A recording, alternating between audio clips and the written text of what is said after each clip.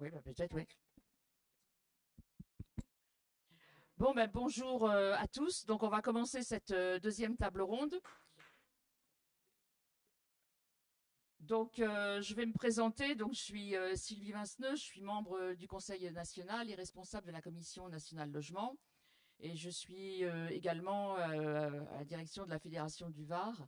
Je salue d'ailleurs Pierre Dastre, qui est le secrétaire départemental du Var, qui est venu aussi, puisque les problèmes de logement sont aussi très prégnants dans le Var, même peut-être encore plus que dans les Bouches-du-Rhône. Donc on vient de passer presque 2 heures pour faire le constat de la crise du logement. On s'aperçoit que ce soit en Europe ou en France, avec des politiques nationales différentes, et bien que la crise, elle est partout. Donc, c'est pas une fatalité et on peut bien parler de crise systémique. Donc les constats, ils ont été faits, vous les avez vus dans différents domaines. Et maintenant, on va essayer de voir avec d'autres intervenants quelles sont les propositions qui peuvent être apportées à cette crise. Et on va particulièrement, pour les personnes qui sont frappées par cette crise, donc avec les représentants de locataires qui vivent du logement social, qui vivent de plein fouet cette crise, et qui ont du mal évidemment à se loger à des prix abordables. Et puis aussi du côté des salariés, puisque les salariés, c'est pareil. Donc la crise, elle impacte beaucoup le monde du travail. D'abord, en termes, la crise, elle a aussi un coût en termes d'emploi. On estime aujourd'hui, pour l'année précédente, à 150 000 emplois qui ont été supprimés rien que dans le bâtiment. Et on sait que la crise va amplifier le nombre. Et la CGT Bâtiment estime à peu près à 300 000 à la fin de l'année prochaine le nombre de suppressions d'emplois. Et puis évidemment les salariés qui ne peuvent pas se loger. Et quand on interroge un certain nombre, la première question quand on parle, c'est justement le fait qu'aujourd'hui, même avec un salaire, on ne peut plus se loger. Et puis évidemment, il y a les jeunes étudiants, les jeunes travailleurs. Donc on verra avec la MJC la situation et surtout les propositions qui peuvent être faites.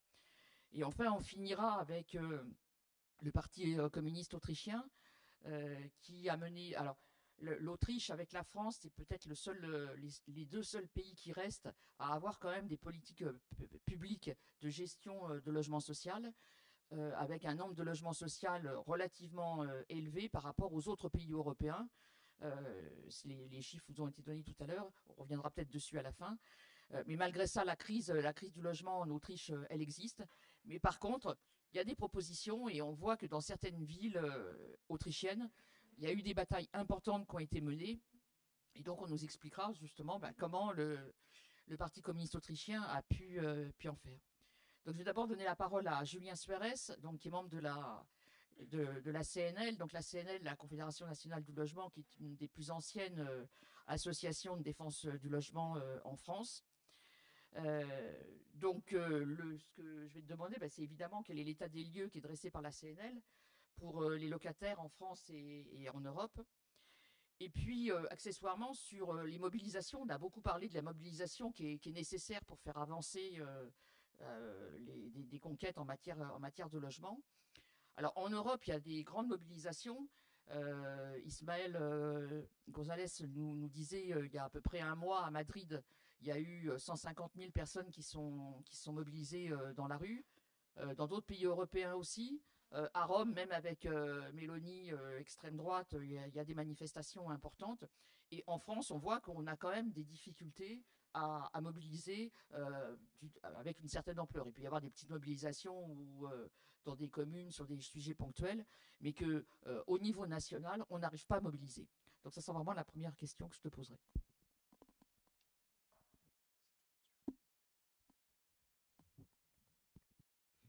Eh bien, bonjour à tous et merci Sylvie déjà pour l'invitation et cette occasion que tu donnes effectivement à la première organisation représentative de locataires, à la CNL, de pouvoir venir partager avec vous quelques constats. En plus, tu me demandes peut-être de commencer par l'état des lieux en France et en Europe. Alors, il faut savoir que la CNL est membre de l'Association internationale des locataires, donc on a aussi ce lien au niveau européen et international. La situation, malheureusement, aujourd'hui, elle est catastrophique.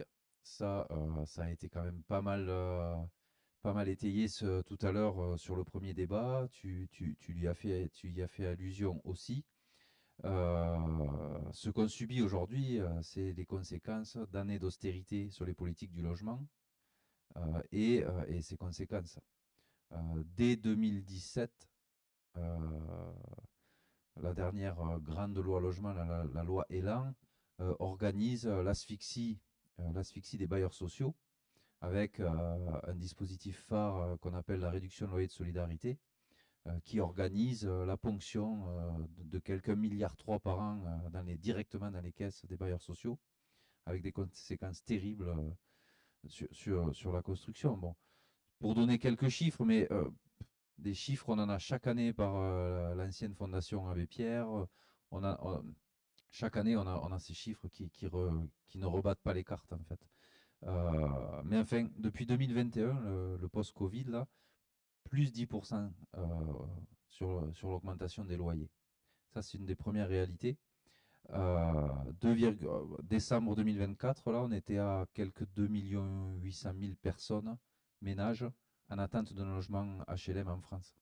Donc la liste, elle s'allonge chaque année très très vite. Quelques 4,2 millions de personnes mal logées ou sans abri. Donc c'est vraiment un panorama qui est déjà très sombre. Et puis quelques 3,2 millions de logements vacants en France. Et je veux faire écho à ce que disait Ismaël tout à l'heure, la spéculation. Il faut savoir, sur ces 3,2 millions de logements vacants, 320 000 logements seraient habitables là tout de suite. Ils sont vides, mais les gens ne veulent pas les louer. Voilà, c'est de la spéculation pure et dure. Et 320 000 voilà, ménages qu'on pourrait loger peut-être, hein. Enfin bon, je pense que c'est important de le mentionner parce que c'est aussi une des pistes qu'il faudra regarder, quoi, la question de la vacance. Quoi qu'il en soit, un des chiffres qui malheureusement a explosé avec un pic en 2023, c'est celui des expulsions. Parce que quand on parle d'augmentation de loyer, d'augmentation de charges, aujourd'hui la France, elle vit une crise du logement qui est certaine, elle vit aussi une crise du pouvoir d'achat.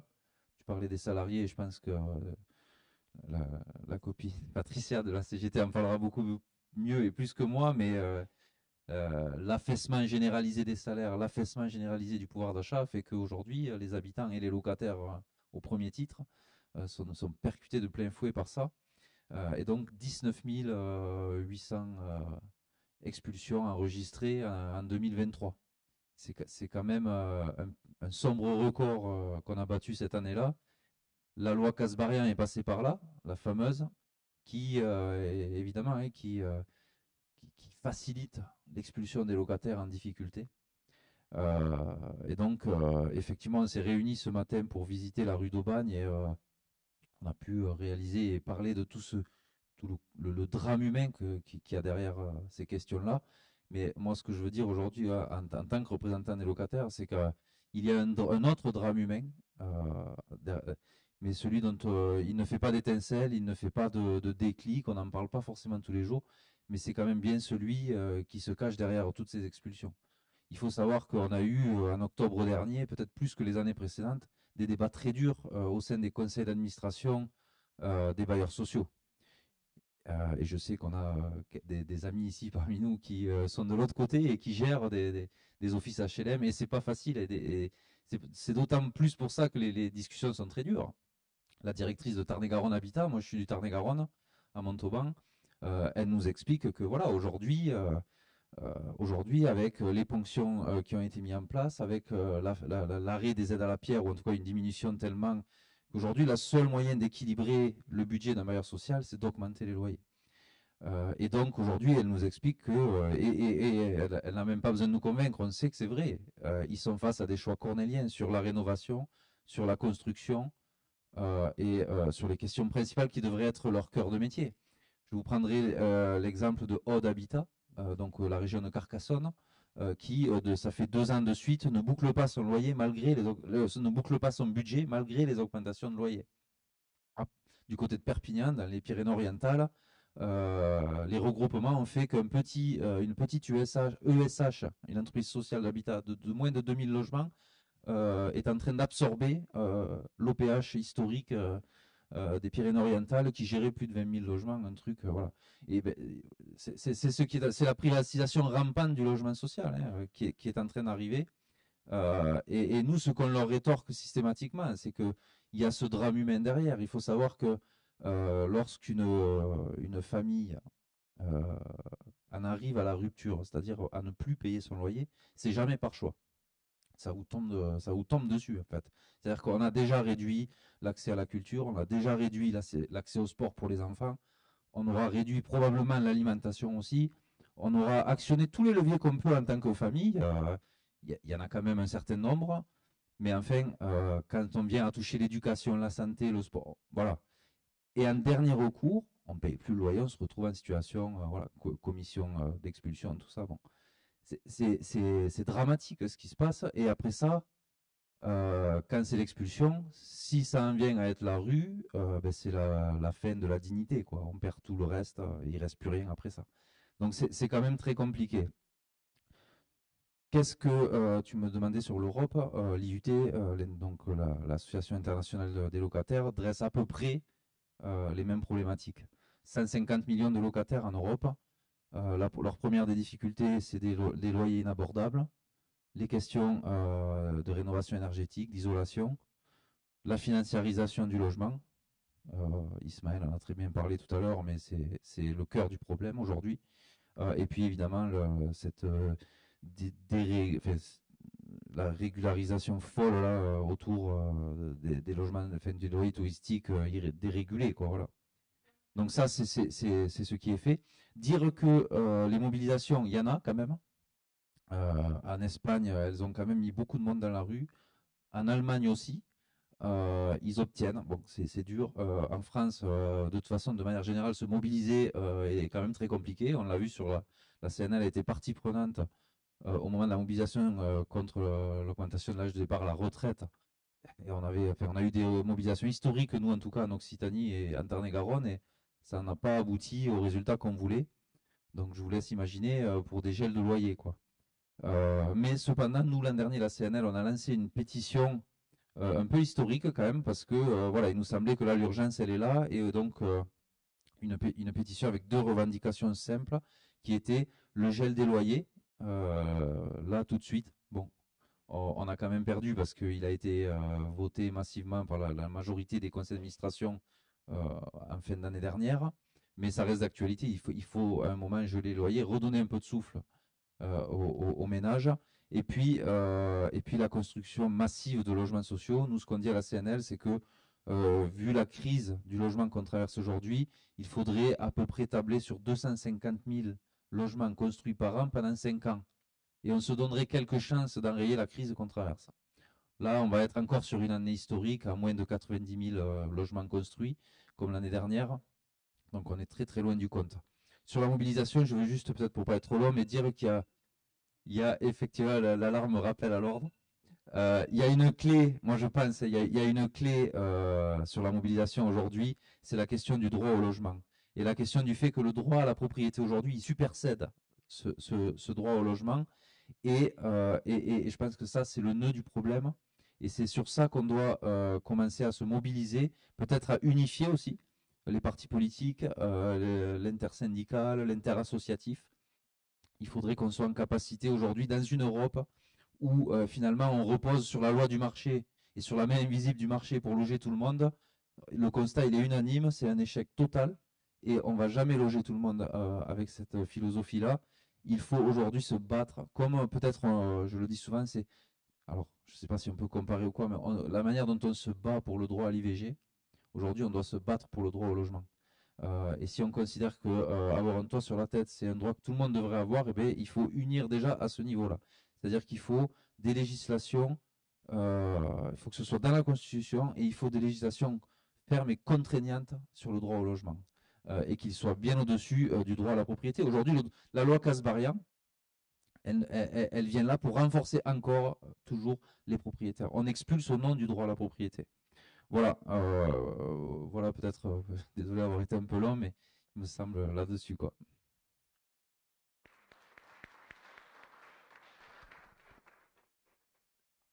Donc, tu as déjà abordé des quelques propositions justement par rapport à la nécessité de rétablir, enfin, de hausser le droit au logement par rapport au droit à la propriété. Est-ce que vous avez d'autres revendications sur les locataires, que ce soit en France ou euh, en Europe, notamment par exemple pour des nouveaux droits pour les locataires, mais pas que, des propositions un petit peu emblématiques que vous pourriez Oui, porter on a certainement des propositions. D'ailleurs, beaucoup, notamment à droite et peut-être même plus à l'extrême droite, disent que les locataires, les habitants des quartiers, on est souvent le problème. Et nous, à la CNL, on aime dire que non. Nous, on pense qu'on est plutôt la solution. Et des propositions, on en a plein. Ce que je viens de dire, d'ailleurs, il faut savoir que l'Association internationale des locataires vient de publier un document très intéressant sur les 10 priorités des locataires en Europe pour le mandat européen 2024-2029, que la première de ces priorités, c'est de constitutionnaliser le droit au logement. La deuxième, c'est de ne pas consacrer plus de 25% de ses revenus euh, au loyer et au coût de logement. Et le troisième, c'est finalement un peu l'équivalent de ce qu'on a en France, nous, avec la loi SRU, c'est-à-dire qu'il faudrait arriver à imposer 30% de logements sociaux sur l'ensemble du territoire européen, ce qui permettrait aussi, ben voilà, en tout cas d'enrayer la crise du logement. Donc des propositions, il y en a au niveau européen. Nous, au niveau de la CNL en France, on se bat depuis. Et alors on a profité en fait. 2025, 1945, 80 ans, on a voulu marquer le coup. Et donc cette année, pour l'anniversaire de la création de la sécurité sociale, on a décidé que on embrayait maintenant avec la sécurité sociale du logement. Et ça, c'est notre grande proposition phare et révolutionnaire à la CNL. Et on espère qu'on va pouvoir la faire partager avec tout le monde. Il faut absolument sanctuariser ce droit au logement et créer l'outil qui va avec. Pour ça, je voudrais revenir juste, alors peut-être un peu détaillé, mais on revient en 2014, la loi Allure. La loi, cette loi de 2014 prévoyait la garantie universelle des loyers, qui était déjà une prémisse, et ils avaient identifié qu'on pouvait créer une structure publique qui permettrait, avec des mécanismes de financement, de garantir contre les impayés de loyer. Bon, le manque de peau, c'est que ça n'a jamais été promulgué et le décret n'a jamais été appliqué. Et donc, ça n'a jamais vu le jour, cette garantie universelle des loyers. C'est 2 ans après, en 2016, qu'on a pu revenir, enfin, qu'ils ont pu revenir avec une proposition qu'on appelle le visa pour l'emploi et le visa pour le logement et l'emploi, VISAL, la garantie VISAL, qui était finalement une redite un peu du GUL, mais avec, ils ont baissé en fait. Ça concernait les jeunes travailleurs, voilà, les personnes en situation d'intermédiation. En tout cas, ce qui est clair, c'est que 5 ans après, le bilan qu'on fait de cette garantie visale, il est très très positif. Plus de 500 000 personnes en ont bénéficié, que ce soit locataires ou bailleurs, à plus de 90%, ils en étaient satisfaits, quoi. Ça a vraiment permis d'aider, quoi, et de participer. Et donc nous, ce qu'on dit à la CNL, c'est qu'aujourd'hui, ce qu'il faudrait en fait, c'est vraiment donner un nouvel élan déjà à ce visa pour le logement et l'emploi, et vraiment en faire un peu le jalon pour créer cette sixième branche de la sécurité sociale que nous on appelle de nos voeux. L'idée finalement, c'est que comme ils l'ont fait en 45, quand ils sanctuarisent et qui veulent sécuriser les parcours de vie sur la santé, pour la famille, sur le travail, le handicap, enfin, tout ce que court la sécurité sociale aujourd'hui, ben, c'est d'y ajouter cette caisse qui permettrait de sécuriser le parcours locatif, le parcours habitat. Et donc, ça serait la création d'une caisse de prévention des impayés, tout simplement. Une nouvelle caisse, comme on a la caisse d'allocation familiale, on aurait la caisse de prévention des impayés. Cette caisse, pour pas faire peur, parce que des fois, quand on amène ça, on dit, ouh, la sécu, encore un truc. Mais c'est tout à fait jouable. Et nous, ce qu'on dit à la CNL, c'est que déjà, comment on la financerait? De manière paritaire, comme on a fait pour les autres caisses. Tout d'abord, avec l'apport des locataires. Il faut savoir que chaque locataire pose ce qu'on appelle un dépôt de garantie. Si on accumule tout ça et qu'on fait levier avec le livret A, il y aurait déjà une participation conséquente des locataires dans cette caisse. Ensuite, il pourrait y avoir aussi une cotisation sur les loyers perçus par les bailleurs. Il pourrait y avoir également l'ensemble du budget qui est consacré au VISAL qui pourrait être redistribué en fait sur cette caisse. Et enfin, on pourrait avoir de toute façon ensuite, là, dans un premier temps, ces trois sources de financement, et puis une évolution dans le temps où on pourra peut-être un jour reparler aussi de la participation employeur à l'effort de construction, notamment qui était le mécanisme qui permet de financer Action Logement, qui devait être à la base 1% sur l'ensemble des entreprises de plus de 10 salariés. Enfin bon, ils l'ont monté à 50. Nous, d'ailleurs, on voudrait que ça redescende au moins à 20 parce qu'il faudrait pouvoir caractériser beaucoup plus d'entreprises là-dessus et finalement y aller à ce 1% aussi. Donc tout ça pourrait permettre quand même finalement d'alimenter cette caisse. Là, je le balaye très très vite. Il y a peut-être plus de détails là-dessus. Mais en tout cas, elle permettrait à l'ensemble des locataires du privé et du public d'en bénéficier. Parce qu'aujourd'hui, qu'on soit un patient d'un docteur privé ou public, on peut bénéficier de la sécurité sociale. Et les locataires privés ou publics pourraient bénéficier de cette caisse. Il pourrait y avoir des indemnités versées en cas de problème de vie. Et Dieu sait qu'il y a des voilà, il peut y avoir dans les parcours de vie toutes sortes de hauts et de bas. Et bien, il y aurait une indemnité qui pourrait permettre que le loyer est toujours payé, que la personne elle reste chez elle, elle ne se retrouve pas expulsée. Et donc ça, finalement, ça bénéficierait aussi aux bailleurs parce que pour un bailleur, et moi je le sais, enfin, au conseil d'administration de Tarn-et-Garonne Habitat, le montant des impayés chaque année ne fait qu'augmenter. C'est de l'argent qu'ils ont en moins dans leur caisse. Et on permettrait aussi de redonner finalement un peu de souffle à la démocratie locative, parce qu'il faut savoir qu'un des effets de la loi Elan de 2017, qui a été d'acter le regroupement des bailleurs sociaux, mais ça a été la diminution drastique du nombre de représentants de locataires. Aujourd'hui, on est de moins en moins nombreux, et dans une gestion paritaire, comme c'est le cas à la sécurité sociale, on retrouverait, euh, peut-être c'est vrai que ça a bougé, mais on retrouverait en tout cas voilà, des représentants de locataires, des représentants des bailleurs, des représentants peut-être des banques aussi qui eux aussi d'ailleurs, je les ai oubliés tout à l'heure, pourraient via une cotisation sur les crédits d'accès à la propriété, pourraient aussi venir abonder cette caisse-là. Donc voilà, ça c'est un peu la grosse proposition que nous on veut maintenant porter à la CNL pour les mois et années à venir. Évidemment, la sécurité sociale du logement, elle ne fera pas tout et on est d'avis de dire que il y a aussi la question de l'encadrement des loyers. Il faut se battre, et Marianne l'a dit tout à l'heure, il va falloir se battre pour le maintenir et même, voire même le faire appliquer sur l'ensemble du territoire. Ça serait vraiment nécessaire. La question du permis de louer, ça, c'est deux mesures qui iraient très très bien avec ce service public de l'habitat et donc une sécurité sociale du logement. Voilà. J'espère que j'ai pas été trop long. Je te remercie.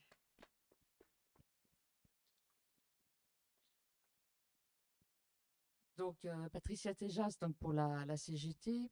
La CGT vient de tenir, il y a à peu près un mois, ses premières assises du logement, justement du fait de l'ampleur de la crise et fait du logement une revendication dans ces cahiers revendicatifs au même niveau que les revendications salariales, ce qui est quelque chose de complètement nouveau. Donc, est-ce que tu peux nous expliquer pourquoi? Oui, merci d'abord de votre invitation. Je suis très heureuse d'être avec vous puisque je suis aussi marseillaise, donc ça m'a fait du bien. Voilà. Alors, on a tenu les assises du logement parce que, bah, comme vous toutes et tous, et comme tous les intervenants et intervenantes, on sait, c'est pas qu'on s'aperçoit, on le sait, mais peut-être on ne le prenait pas suffisamment à bras le corps que l'enjeu d'avoir un toit, un logement digne, bien sûr, et décent, accessible, etc., est un enjeu du quotidien pour toutes et tous. Alors, je sais qu'on va parler beaucoup de la jeunesse, mais je tiens à dire, peut-être parce que je m'en rapproche aussi, c'est un enjeu pour le troisième et le quatrième âge. C'est-à-dire que les personnes les plus âgées aujourd'hui ont beaucoup de difficultés à se loger correctement, même si elles sont, ils et elles sont propriétaires. Tout ce qui est rénovation du bâti, etc. Mais voilà, il faut surtout pas les oublier. Donc ces assises du logement avaient pour but, un petit peu comme on le fait aujourd'hui, de faire un état des lieux plutôt au niveau franco-français, hein, puisque c'était un peu le périmètre de la Réunion, et de tracer des pistes. On va peut-être en parler tout à l'heure, notamment sur les enjeux de financement. Mais la particularité, j'allais dire, du syndicalisme français, du syndicalisme CGT, c'est donc de faire des salariés et des syndiqués des acteurs de cette question du logement, et de savoir comment, à l'intérieur de leur lieu de travail, qu'ils soient des salariés du public ou des salariés du privé, j'insiste beaucoup là-dessus, ils peuvent mettre la pression sur leur employeur, sur le patronat, pour gagner, soit pour garder des droits qu'on a déjà conquis, notamment le Action Logement qui était avant le 1%. Tu as rappelé, c'est pas 1%, c'est 0,45. Donc déjà arriver au 1, ça serait pas mal.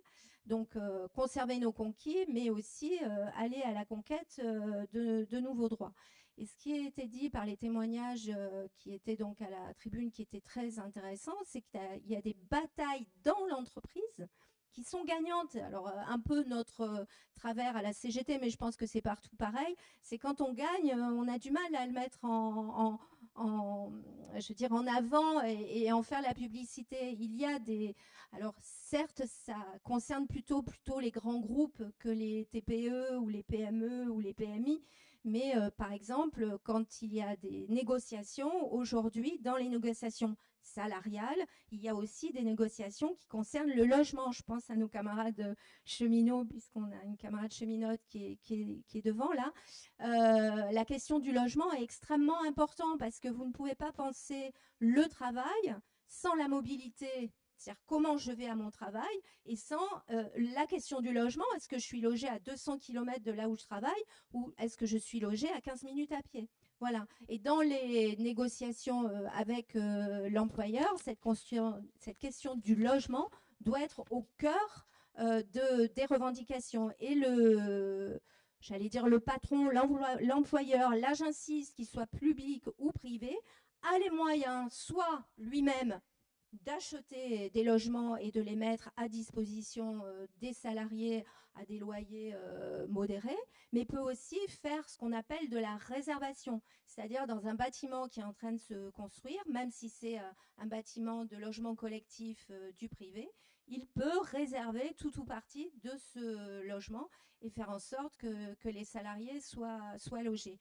Un problème aussi très important et récurrent, c'est tout ce qui concerne le logement des saisonniers. Alors nous, en PACA, on en sait quelque chose, hein. Aujourd'hui, ce qui est à mettre au crédit des travailleurs de ces secteurs, avec leur organisation syndicale et notamment la CGT, je pense à des départements comme le 06, le 05, mais le 04 aussi, on a su mettre en place tout un réseau qui fait que quand un employeur de l'hôtellerie, je pense aux remontées mécaniques quand il y a de la neige, mais aussi la restauration, etc., mais pas que, je pense aussi au maraîchage, ces patrons qui ont besoin de main-d'œuvre, une main-d'œuvre qui est quelquefois plus difficile à trouver, quelles qu'en soient les causes, mais je n'y reviendrai pas. Eh bien, oui, j'accepte le contrat de travail à condition que je sois logée. Voilà des leviers d'intervention des salariés. Mais bien évidemment, pas que, hein, c'est-à-dire que tu l'as très bien dit, il y a des tas de périmètres paritaires où la question du logement est à l'ordre du jour. Il y a la CNL, mais pas que. Et là-dedans, le monde du travail doit bien évidemment peser de tout son poids. Donc c'est un enjeu pour nous de campagne, comme tu l'as dit, le logement. Alors je ne sais pas si c'est au même titre que le salaire ou en complément que le salaire, parce que déjà la revendication première, c'est augmenter les salaires et les pensions. Je reviens à ma boucle des personnes du 3e et 4e âge qui ont du mal à se loger, et faire en sorte, pour CNL, c'est 25% du revenu, on va dire, mensuel. Mais nous, on a mis la jauge un peu plus bas, on la met à 20%. Quand vous avez 20%, entre guillemets, seulement de votre revenu qui est consacré au logement, c'est beaucoup mieux qu'aujourd'hui, 30, 35, voire beaucoup plus quand on est dans des, je pense notamment à la région parisienne, mais pas que. Je pense aussi, par exemple, aux régions frontalières avec la Suisse, où les revenus sont très, très élevés parce qu'il y a ces enjeux de travail frontalier. Ce n'est pas que la région francilienne. Aujourd'hui, les grandes villes et les grandes métropoles, on le voit à Marseille, mais on le voit ailleurs, où il y a une inflation terrible des loyers. Voilà, c'est une première réponse, je ne sais pas si elle est suffisante, mais pour la CGT, le sujet du logement est un sujet majeur et on va s'y atteler très sérieusement. Alors, on vous le fera, je te le ferai passer, les assises du logement ont donné lieu à deux plaquettes avec des propositions phares. Vous les avez? Voilà. Voilà, et donc peut-être le diffuser parce que ce que je vous ai dit en quelques mots est beaucoup mieux expliqué et de manière beaucoup plus précise et avec des exemples vraiment. Et j'insiste bien, un salarié du public et du privé, puisque aujourd'hui le public n'a pas de 0,45 ou de 1% logement, et c'est quand même 5 millions, un peu plus de 5 millions de salariés. C'est bon? Je pense que tu as vraiment bien résumé les assises pour y avoir été. Et donc, dans le constat et surtout dans les propositions, en effet, qui sont intéressantes. Et on voit aussi ce qui est, et on le verra après dans les propositions aussi du PCF, et bien qu'aujourd'hui, il y a quand même une convergence. On le voit aussi dans les propositions qu'a commencé de proposer le PGE, que ce soit donc en Europe, en France, que ce soit du côté des salariés, des locataires. On voit bien qu'on a le même constat, mais qu'on arrive aussi sur les mêmes propositions. Sur les jeunes, la crise, elle touche vraiment durement aussi les étudiants et les étudiantes. Et il y a plusieurs éléments qui participent à cette crise. Et il y a évidemment, et je pense que tu en parleras, des manques de logement dans les Crous ou de l'état dans lequel ils sont. Mais il y a aussi le fait du marché locatif privé qui avant permettait aux logements, aux étudiants de se loger. Souvent des logements justement en centre-ville, dans des centres anciens, et qui justement du fait de la montée des plateformes type Airbnb ont privé les étudiants de logements. Aujourd'hui aussi, on voit bien que les étudiants, il n'y a pas une égalité entre celui dont papa a un logement, est propriétaire d'un logement à Aix, et puis celui qui est obligé, par exemple, je pense au cas du Var, je pense à un certain camarade qui est ici, qui, du fait de manque de fac dans le Var, est obligé d'aller soit à Nice, soit à Aix, et qui, à la veille de la rentrée scolaire, ne savait toujours pas s'il pourrait participer ou non à la rentrée universitaire, parce que par manque de logement. Donc, il y a les étudiants, mais il n'y a pas que. Il y a aussi, ça a été évoqué avec la CGT, il y a aussi les jeunes travailleurs qui souvent sont dans des états salariales très précaires, hein, qui sont soit dans des emplois intérimaires, toute l'économie de l'ubérisation, ou des salaires qui sont extrêmement bas. Et donc aujourd'hui, eh bien, on voit bien que ces travailleurs-là, ces jeunes travailleurs, n'arrivent pas non plus à se loger. Donc, je te demandais quel est ton constat, et puis on verra après quelles sont les propositions aussi que peut faire la MJC et l'UEC. Pas de souci. Alors, je vais essayer de m'habituer au micro. Là, ça paraît bien. Eh bien, bonjour à tous. Déjà, merci beaucoup pour l'invitation. Du coup, moi, c'est Romane. Donc là, je représente le MJCF 13, donc jeune communiste, mais je suis aussi élue au CA du Crous, ce qui me permet aussi d'amener un peu ce sujet-là. Et je suis en travail social, donc j'admets la situation sociale des jeunes, c'est un peu ce que j'aime travailler ici.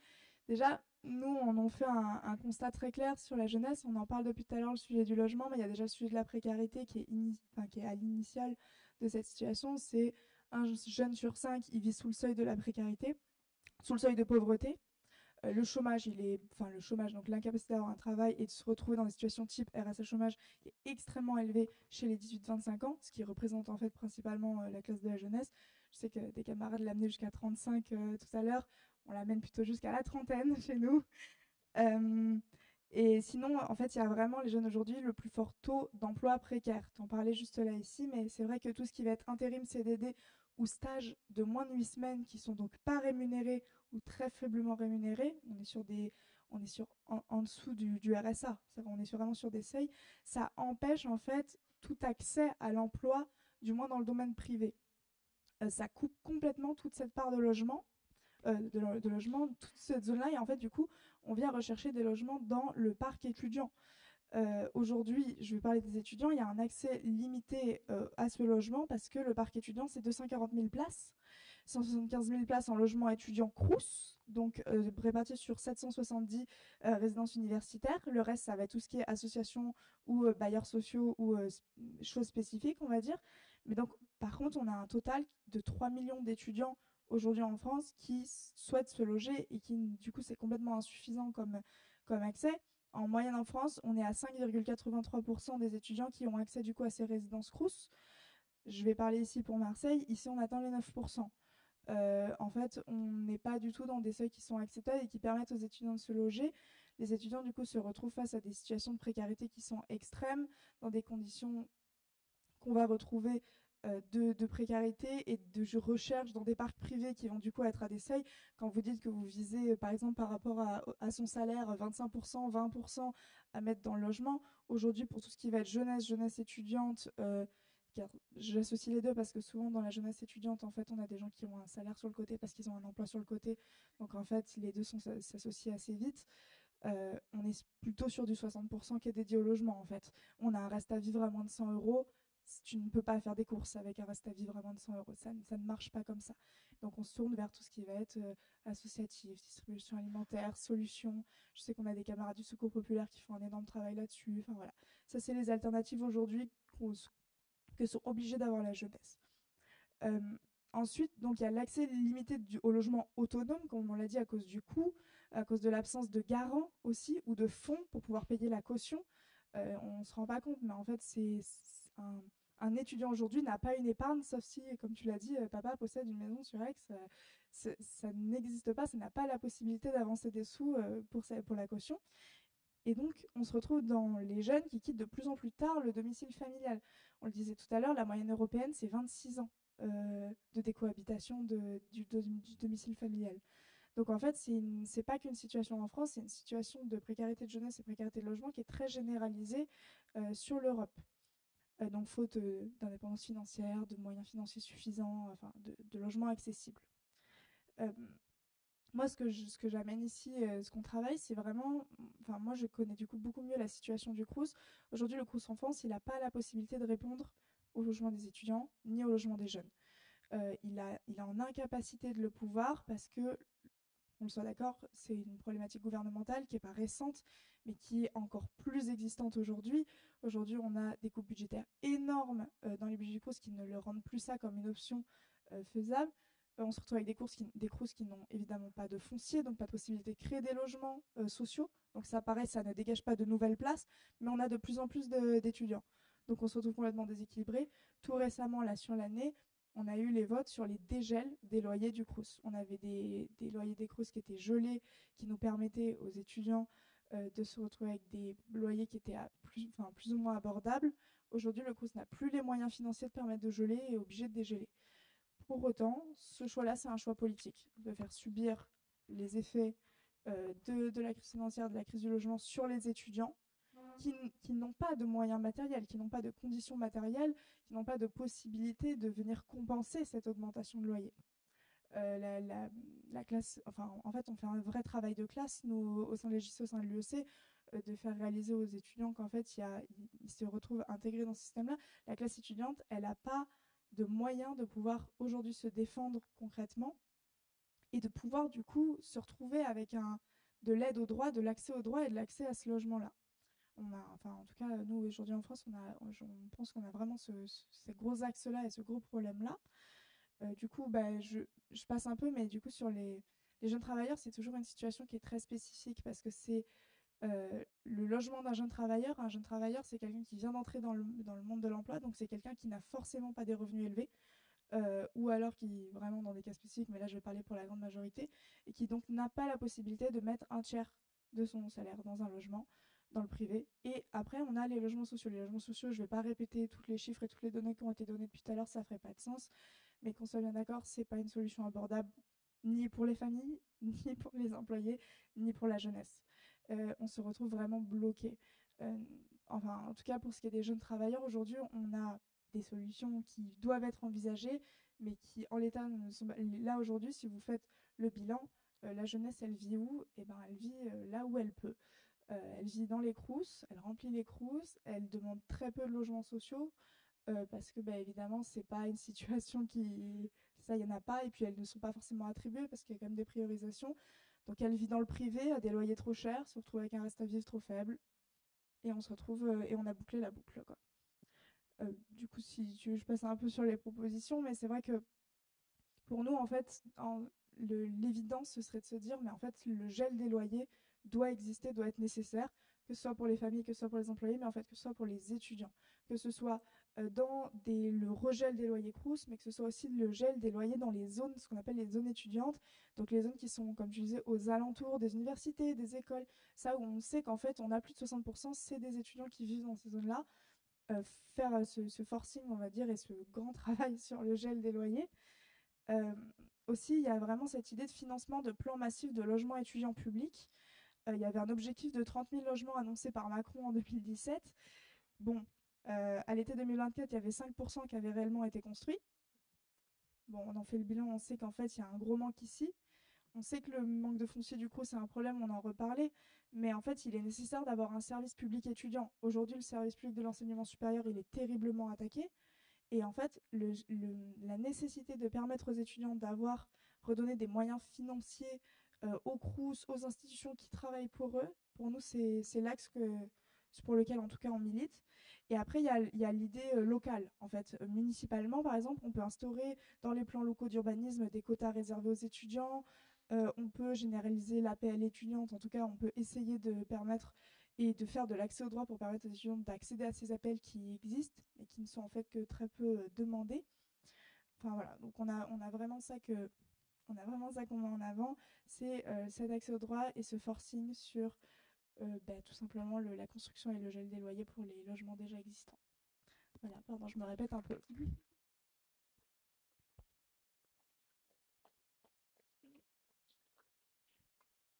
Merci beaucoup, Roman. Avant de donner la parole à notre camarade autrichien, je voudrais juste poser quelques questions à Patricia. On vient de parler justement plusieurs fois des problématiques de coupes budgétaires, d'austérité budgétaire, de la nécessité de mobiliser des fonds publics de manière importante. Et je sais que la CGT, là-dessus, a des propositions importantes à faire. Merci. Très rapidement, je ne veux pas monopoliser la parole. Je voulais juste repartir peut-être du niveau européen par rapport à ce qui a été dit en début de cette initiative. Je me souviens plus, c'était 100 milliards, je crois, de fonds européens qui pourraient être disponibles pour le logement. Et c'est vrai qu'on a de grandes difficultés à les capter, ces fonds européens, parce que tu l'as très bien dit, ils partent vers le parc privé. Or, il se trouve qu'il y a un article dans le traité de Lisbonne, il est facile à retenir, c'est le traité 1, 2, 3. Donc voilà, c'est un truc qu'il faut dire un peu comme un gimmick. Cet article 1, 2, 3 permet de créer un établissement, un fonds d'investissement au niveau européen qui pourrait être donc financé par ces fameux 100 milliards disponibles pour financer les politiques publiques, au titre desquels, bien sûr, la politique du logement, et c'est un article qui est tu par la majorité qui gouverne, qui est porté, bien sûr, par les organisations progressistes qui sont là, mais qui est peu popularisé. Je pense que c'est un des outils européens dont on pourrait servir. Au niveau, j'allais dire, franco-français, donc la CGT a beaucoup travaillé dessus, et il y a alors, bien sûr, l'augmentation des salaires, je l'ai dit tout à l'heure, ça c'est l'enjeu, et puis un revenu aussi pour les étudiants, mais je pense qu'on y reviendra après. Mais il y a la notion du financement, notamment du parc social. Peut-être quelque chose que vous savez moins, c'est que autrefois, je vous parle de ça il y a maintenant presque une vingtaine d'années, le logement social était financé par notre épargne populaire, c'est-à-dire par le livret A. Et puis d'un coup de baguette magique, ce livret A a été centralisé auprès de la Caisse des dépôts. Et la Caisse des dépôts était entre guillemets la banque des collectivités territoriales et des établissements, associations, offices HLM qui faisaient du logement social.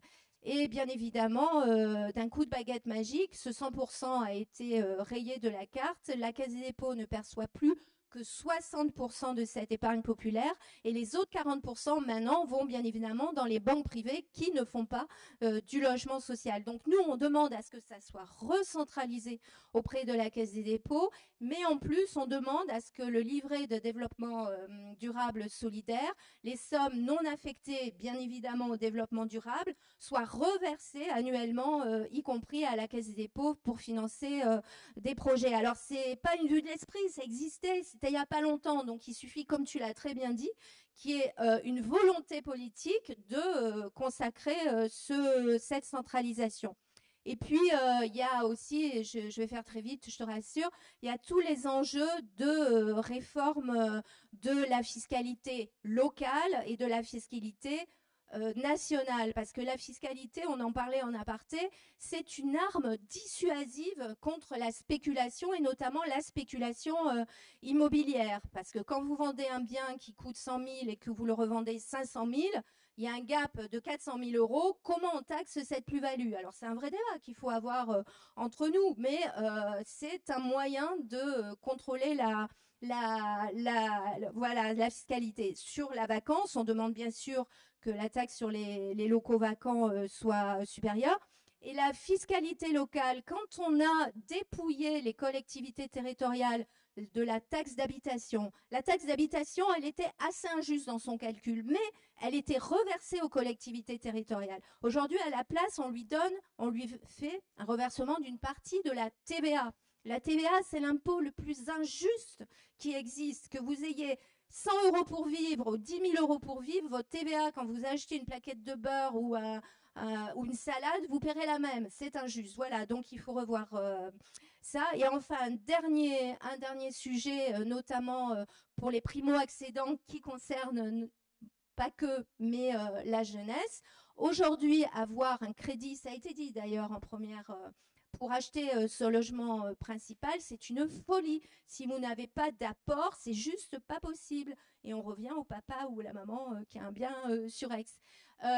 Et donc, l'accessibilité, l'accès au crédit est quelque chose qu'il faut revoir absolument. Et la CGT plaide pour un pôle financier public qui regrouperait, j'arrête là, qui regrouperait les institutions publiques ou semi-publiques, qui permettrait, comme le permettait avant le Crédit foncier de France, qui a été aussi démantelé au bénéfice de banques les plus, voraces qui existent, qui permettrait de faire de l'accession sociale à la propriété un des enjeux des années qui viennent et qui concernerait notamment les primo-accédants et notamment les plus jeunes d'entre nous. Voilà, j'aurais plein de choses à dire, mais je passe bien volontiers le micro. Merci. Merci Patricia. Christophe, tu traduis en simultané D'accord. Donc l'Autriche est avec la France le pays qui a le taux de logement social le plus élevé et qui a aussi une notion de logement social universel que n'ont pas forcément les autres pays. Par contre, la crise du logement est présente. Donc, quelle est la situation exacte en Autriche et quelles sont les propositions du KPO pour sortir de cette crise?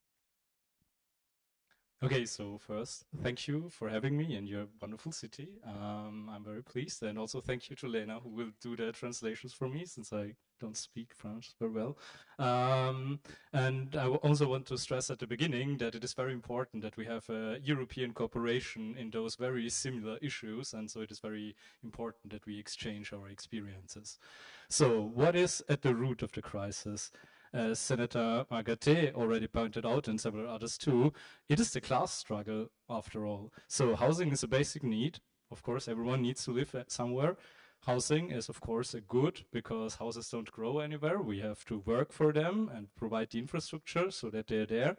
And in the way we all have organized our economy, housing gets a commodity, meaning it is there to make profit for someone. But there is a contradiction. If housing is a basic need and also a commodity, there's a big conflict of interest. And the big question is how to solve this. We will manage. Be patient, please.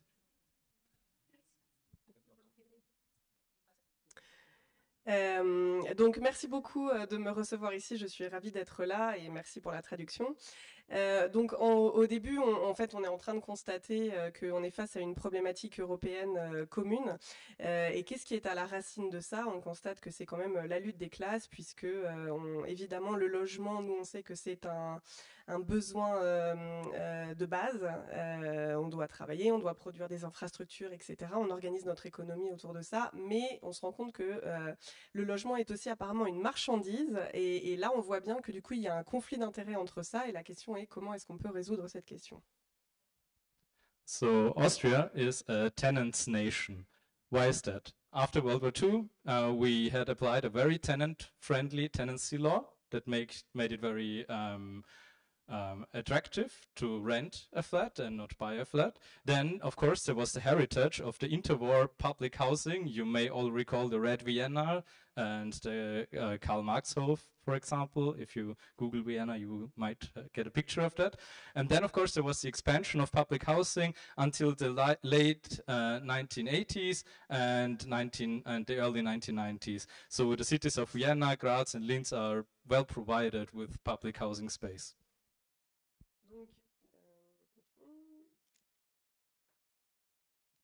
Historiquement, l'Autriche est un pays de locataires.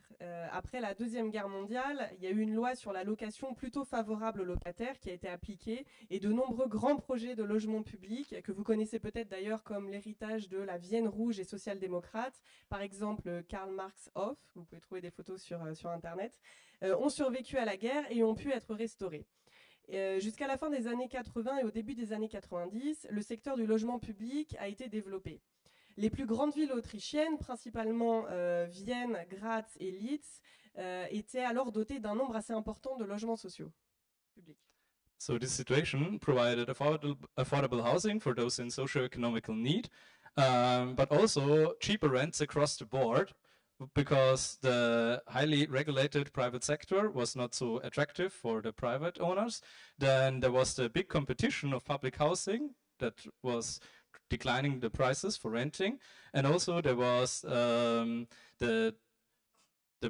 there was no incentive for private ownership of homes, because rent was quite cheap. So why own a home if you can rent one? It was the more economical thing for the people to do. Donc ça a conduit à quoi? Ça a conduit à...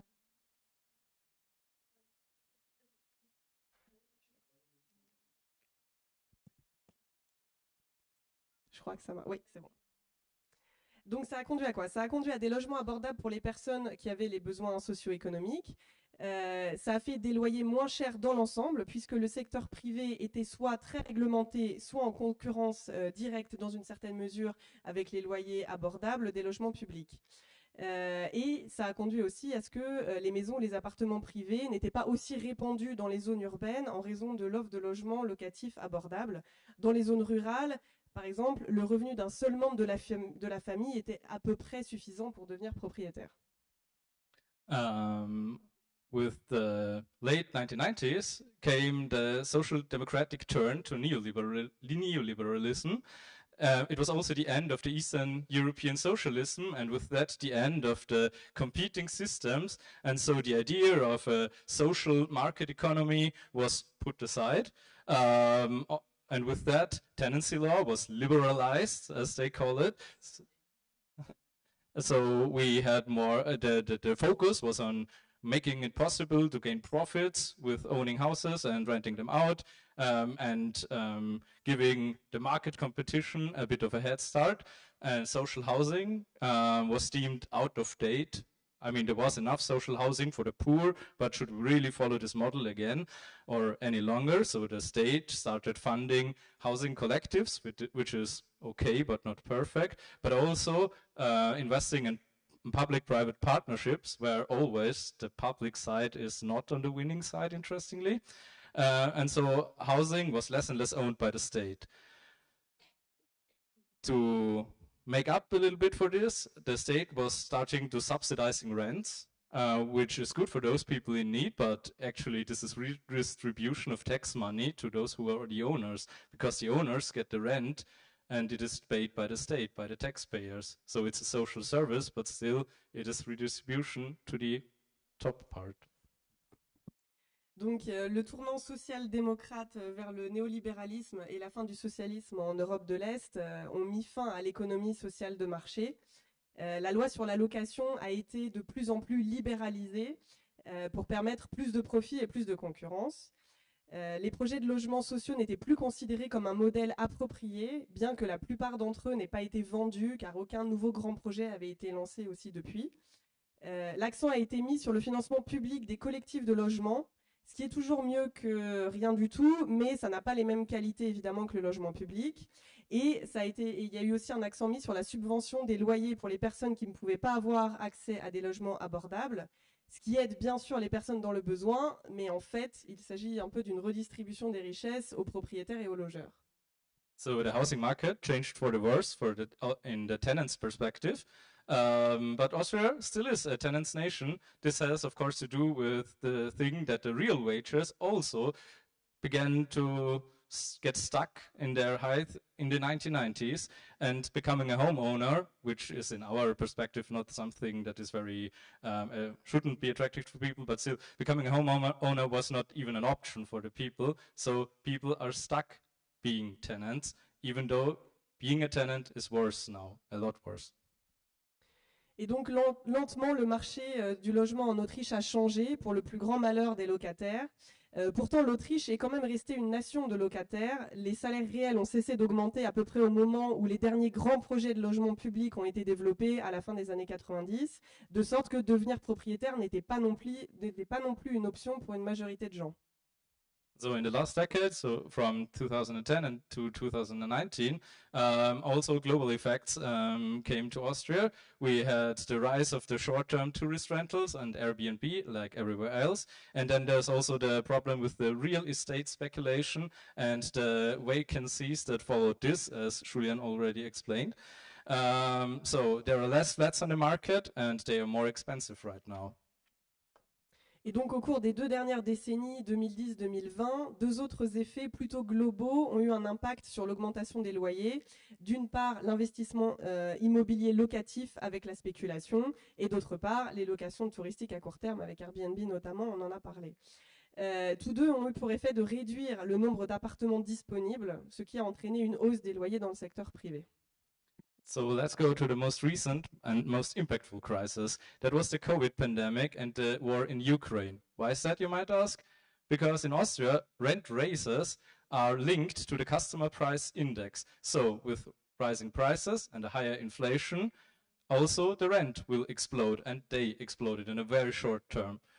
The government was not willing to apply any caps on rents, nor were they willing to reverse the effect of exploding rents. And at the same time, general prices went up, especially also for heating and energy, which is kind of connected to housing. And there was, because they stopped building them, not enough supply of public housing spaces. Et donc, le phénomène a pris son essor pendant la pandémie de Covid et a atteint son apogée au cours de la première année de la guerre en Ukraine. Alors, pourquoi cela ? Eh bien, parce qu'en Autriche, l'augmentation périodique des loyers est liée à l'indice des prix à la consommation, l'IPC, qui ironiquement inclut également les loyers. Et donc, une inflation élevée a entraîné une explosion des loyers dans un laps de temps relativement court.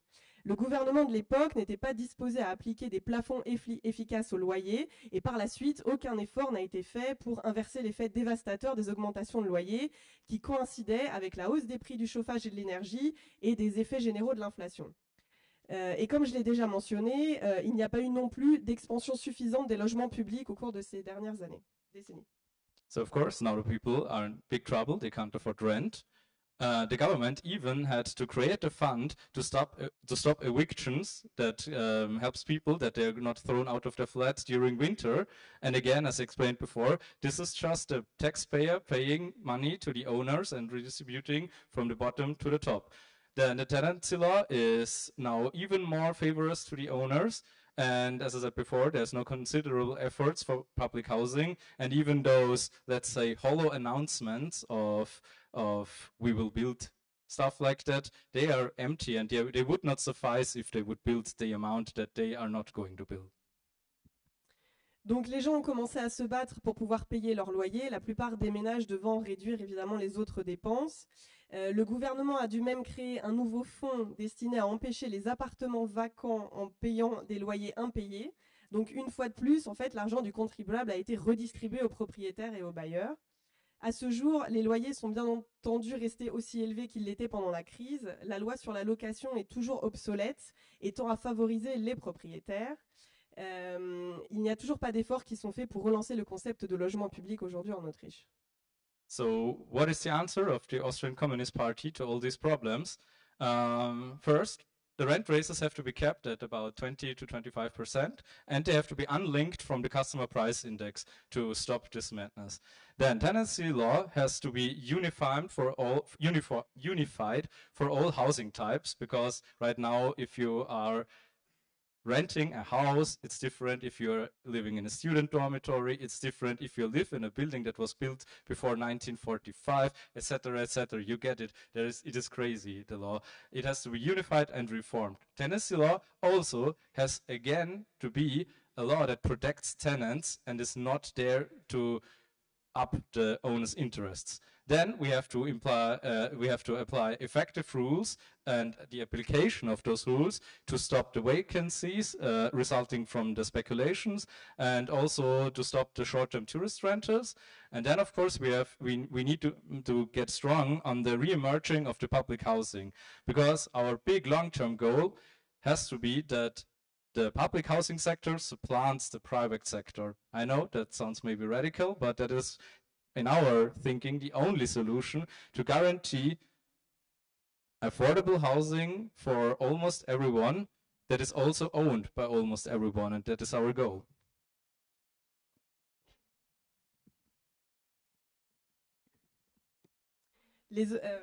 Donc, en tant que Parti communiste d'Autriche, nous avons tiré les enseignements suivants de cette crise. Donc, les augmentations de loyers doivent être plafonnées et dissociées de l'évolution de l'indice des prix à la consommation. La loi obsolète sur la location doit être réformée et unifiée pour toutes les formes de logement, puisque, par exemple, c'est différent pour les logements étudiants. La loi sur la location doit revenir une loi qui protège les locataires et ne soutient pas les intérêts des propriétaires. Les règles doivent être appliquées en ce qui concerne les logements vacants et les logements touristiques. On en a parlé notamment de Airbnb. Et un nouveau secteur de logement public doit supplanter le secteur locatif privé. C'est la seule façon de garantir à toutes et tous un accès à un logement sans but lucratif et abordable.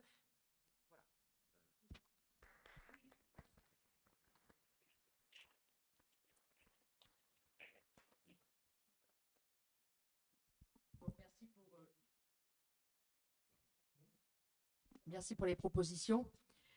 Malgré ce panorama qui n'est pas forcément très, très réjouissant, vous avez eu des conquêtes au niveau municipal dans certaines villes comme Salzbourg, Grasse, où vos batailles ont mené sur les municipales, ont été menées sur le logement pour gagner des municipalités. Est-ce que vous pouvez nous exposer justement quel type de campagne et comment vous avez réussi à mobiliser finalement les habitants? So, what do we do as the Communist Party of Austria to gain the public attention? One has to know the Communist Party in Austria was a very, very small party. A few years ago, it was under the radar, so to say. First thing is, we started to offer free tenancy law consultation. Of course, this raised our popularity. that is cheap, so to say. But on the other hand, it also gave us some learning about the real struggle of the people. We learned what are the things that people are struggling with and where we have to go in with our political proposals. And then on the other hand, we also offered an experience of solidarity and empowerment to those people we helped getting through with their struggles. Donc, vous le savez peut-être, le Parti communiste d'Autriche, le KPO, était un petit parti il y a quelques années, mais qui a vraiment progressé sur les dernières années, les derniers mois.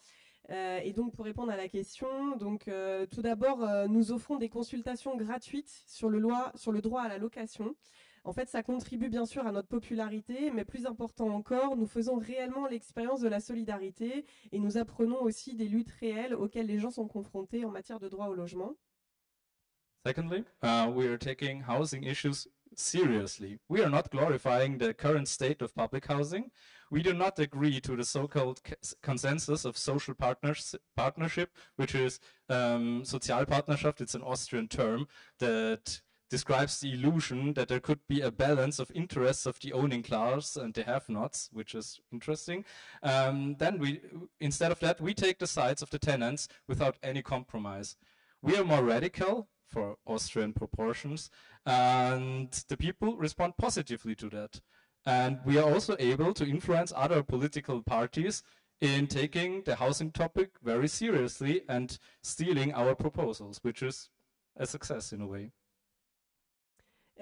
Deuxièmement, nous prenons les questions de logement très au sérieux. Nous ne soutenons pas l'idée de glorifier la situation du logement public. Nous n'acceptons pas le soi-disant consensus du partenariat social, le Social Partnerschaft, qui est un terme autrichien dans lequel apparemment un équilibre des intérêts entre la classe des possédants et des démunis est imaginé. Donc nous sommes résolument du côté des locataires. C'est pourquoi notre programme politique est, pour des proportions autrichiennes, radical, mais de plus en plus de gens le soutiennent, et nous avons même réussi à influencer d'autres partis qui prennent ce sujet au sérieux et même qui nous volent nos idées. Donc ça, c'est plutôt un succès. The third thing is we make use of the very relatable topic of housing to reunite the class consciousness. By asking the question I had at the very beginning, how can it be that the fundamental basic right of housing is also a commodity to generate profits? Maybe this could also apply to other sectors of your life. Why do you have a very small wage and there is someone who gets a very big margin of the profits? How can it be? Et troisièmement, nous avons pu utiliser la crise du logement pour raviver la conscience de classe dans une partie de la société, principalement les jeunes. Nous avons demandé comment il était possible que le logement soit un besoin fondamental d'une part, mais qu'il soit en même temps une marchandise qui n'existe que pour générer plus de profit pour la classe possédante. So we went from door to door and asked the people about the problems. We offered to be partners in their personal struggles, providing some expertise. We proposed an informed agenda on housing politics that is pragmatic in the short-term goals and more utopian in the necessary objectives for a farther future. And last but not least, we provided the vocabulary to express the bad state of affairs.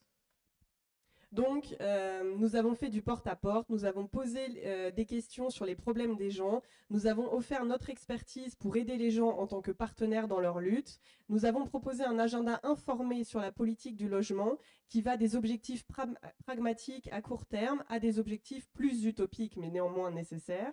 Et enfin, nous avons fourni le vocabulaire nécessaire pour exprimer le mauvais état des choses.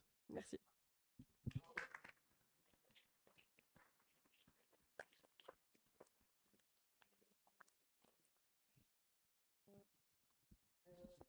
Romane, je crois que tu voulais rajouter quelques petites phrases. Toute petite chose, parce que c'est vrai qu'on s'était posé la question tout à l'heure des alternatives. C'est mieux comme ça. Des alternatives qu'il existe justement, en tout cas pour les jeunes le logement aujourd'hui. Et on parlait des foyers jeunes travailleurs et on parlait de l'intergénérationnel. Donc je trouvais ça intéressant quand même de le partager ici avec vous parce que tu parlais du coup du logement de nos aînés. Et en fait, pour moi, ça faisait très écho avec du coup le logement intergénérationnel. Donc concrètement, ça répond aux besoins de lutte contre l'isolement et que ce soit de la jeunesse, mais en fait aussi de nos aînés.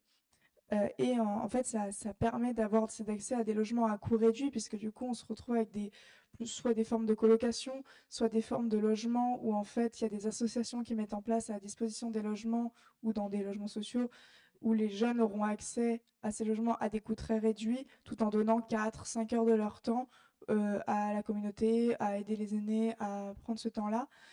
Et du coup, en tout cas ici à Marseille, c'est des associations comme Cohabilis ou c'est des institutions type le CCS qui en fait le mettent déjà en place. Mais c'est des choses qui sont faites vraiment très réduites, enfin à échelle très réduite. C'est des expérimentations, c'est des tentatives et c'est quelque chose que nous, en tout cas, on pousse à si possible augmenter parce qu'on en voit les très bons résultats, on en voit les très bonnes situations quand c'est encadré évidemment. Donc des associations, des institutions, on ne conseille pas aux jeunes d'aller débarquer chez leur aîné, mais en tout cas quand c'est encadré et que ça, du coup, ça rentre dans vraiment le respect de tout à chacun, c'est vraiment des solutions qui existent et qui fonctionnent et qui valent le coup. Notamment dans les territoires ruraux, qui sont des territoires où il est très difficile de trouver du logement pour les jeunes et accessible. Et l'autre du coup solution, c'est les foyers des jeunes travailleurs. On en parlait. Les foyers des jeunes travailleurs, c'est une option qui existe, qui est plutôt bien. Aujourd'hui en France, il y en a à peu près 570, donc ça regroupe 50 000 places. Concrètement, donc pour ceux qui n'auraient pas entendu, ça accueille des jeunes de 16 à 30 ans, ouais voilà, à peu près 30 ans, et qui sont en insertion professionnelle. Euh, le problème, du coup, c'est déjà très inégalement réparti sur le territoire. Euh, dans l'idée, c'est souvent des temps qui sont très courts, de 18 à 24 mois. Donc, en fait, on n'a pas le temps d'habiter quelque part et de pouvoir s'y implanter correctement. Et en fait, ça nécessite un accompagnement des personnes, un accompagnement social. Euh, En fait, nous, on promeut pareil l'ouverture, la création ou la mise en avant des foyers jeunes travailleurs. Mais si les conditions qu'il existe, qui sont celles de l'accompagnement social des personnes qui sont dedans, sont respectées, ça ne sert à rien d'être dans une volonté de foyer jeunes travailleurs qui n'aurait pas de sens, sachant que les personnes qui sont dans les foyers jeunes travailleurs, c'est en grande majorité des gens qui viennent d'un parcours de protection de l'enfance, enfin de l'ASE ou ce genre de choses, et qui du coup ont accès, enfin il y a une grosse transition qui est faite, en tout cas en France, entre du coup l'ASE, le foyer jeunes travailleurs, sur le fait d'être amené au travail par ce biais-là, mais qui du coup, enfin qui est une très bonne option, mais qui demande vraiment un budget et un accompagnement réel. Voilà, c'est juste, on en parlait, je trouvais ça intéressant.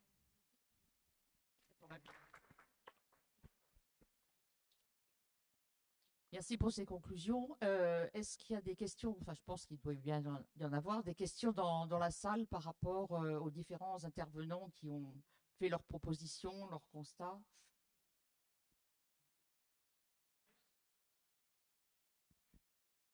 Oui, Lucien Britaine.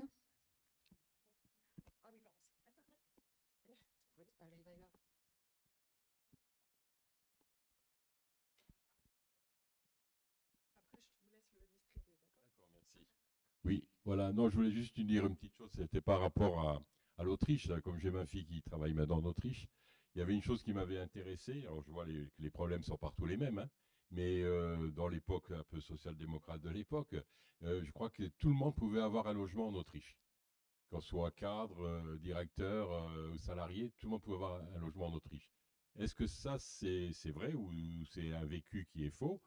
Et moi, je trouve que le problème aussi, ça a dérapé. Il y a tout ce qu'on dit hein, par rapport à la financiarisation, par rapport au loyer, tous ces aspects-là. Mais il y a également une chose qui, je pense qu'il y a eu un tournant important, c'est lorsqu'on a mis le surloyer. C'est-à-dire que dans le surloyer, moi j'ai vécu en HLM jusqu'en 86. Hein. Il y avait une vie, j'étais un responsable CNL de mon quartier, mon épouse à Cornec, il y avait la cellule qui se réunissait, il y avait une vie de quartier, etc.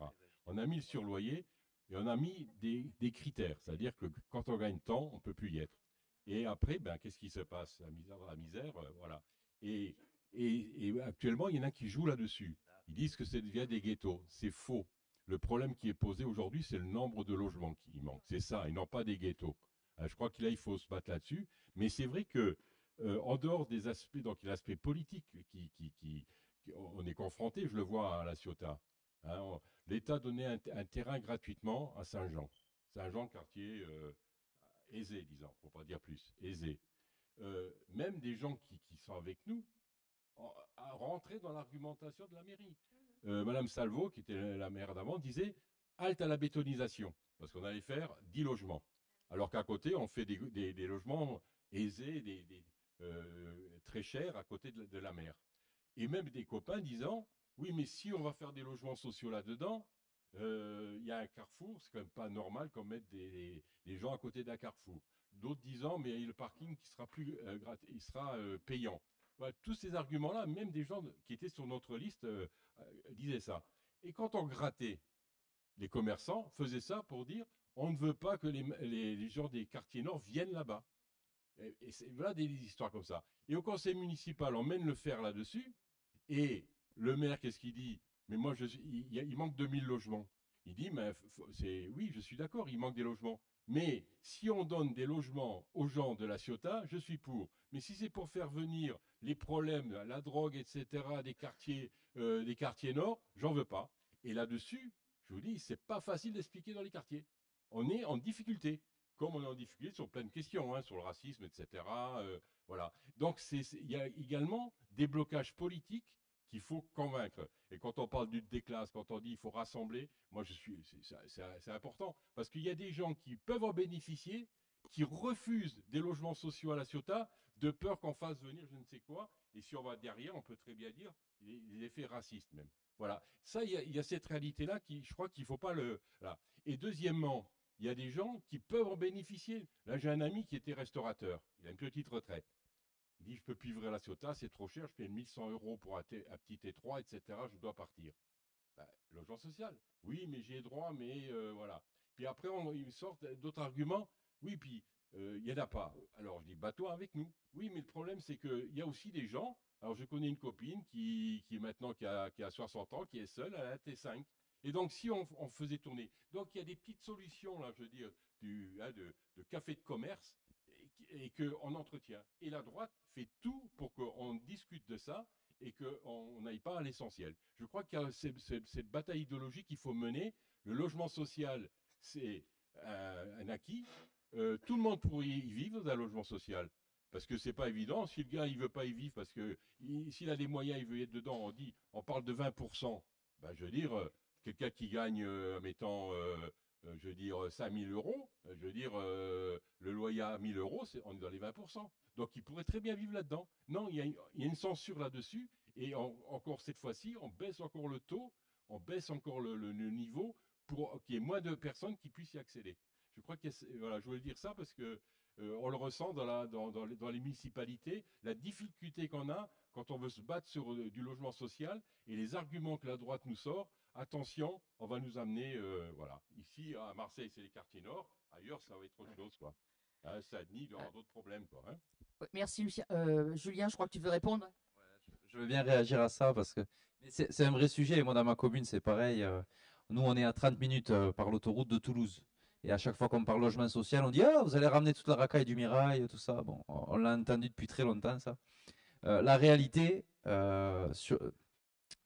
c'est qu'en France, un peu comme en Autriche d'ailleurs, on a toujours eu un logement social à caractère généraliste. Le logement social dans notre pays, il a toujours eu vocation à loger la vaste majorité du monde du travail. Et donc, à ce titre-là, entre 70 et 80% de la population, selon les plafonds, est en capacité, en tout cas sur le papier, d'accéder à un logement social. Donc, il ne faut pas se faire enfermer sur les questions de surloyer. Moi, j'en ai discuté avec la directrice chez moi de Tarn-et-Garonne Habitat. Enfin, ça existe, c'est vrai. Sur 6000 logements en Tarn-et-Garonne, en tout cas sur l'OPH, ça concerne une vingtaine de logements. Donc quand Guillaume Kasbarian passe à la télé et nous dit on va régler la crise du logement en sortant tous ceux qui gagnent trop pour y être, bah, c'est du foutage de gueule, c'est tout ce que c'est. Ensuite, sur la question, évidemment, il y a la question politique de dire ouais, vous allez faire venir certaines familles, tout ça, il faut y répondre. Mais je pense que la réponse, elle est dans ce que je viens de dire. Et d'ailleurs, chez nous, on avait un maire du Parti radical de gauche qui, à la base, n'était pas d'ailleurs trop pour les HLM, quoi. Mais il a fini par entendre le fait que finalement, les HLM, c'est pas créer des ghettos en ville. Construire plus de HLM, c'est permettre à l'infirmière locale, à l'enseignant, aux gens qui en intérim, de pouvoir se loger, quoi. Donc finalement, c'est la mixité sociale, c'est loger une diversité issue du monde du travail, et c'est comme ça qu'il faut le porter. Et je trouve souvent la droite et l'extrême droite, d'ailleurs, en difficulté. quand on leur repose cette question, de dire mais comment vous pouvez être contre de loger les gens qui travaillent? Et alors il suffit que vous rajoutiez français qui travaillent dans la phrase et ils vont se cacher.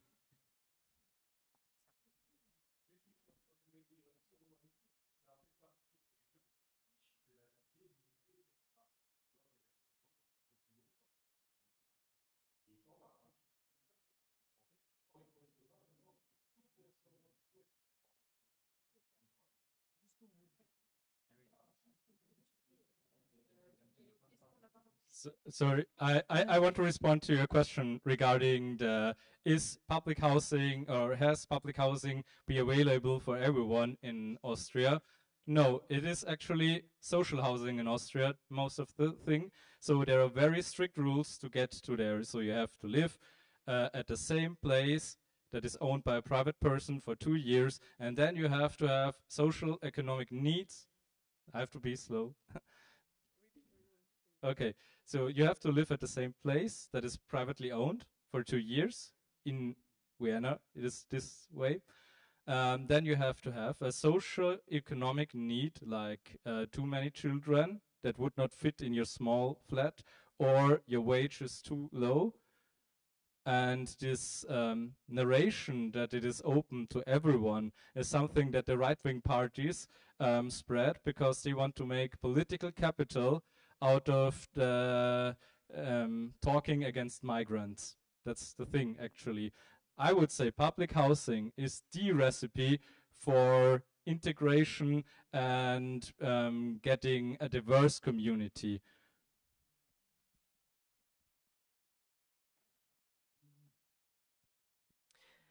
Donc pour répondre à la question, est-ce que le logement public autrichien est disponible pour tout le monde? Non. Il y a un certain nombre de règles et de réglementations. Il faut avoir vécu au même endroit pendant 2 ans. Il faut des conditions surtout socio-économiques. Soit il y a trop d'enfants pour l'appartement actuel, soit le salaire est trop bas, etc., etc. Et en fait, ça c'est une narration qui est plutôt utilisée par la droite pour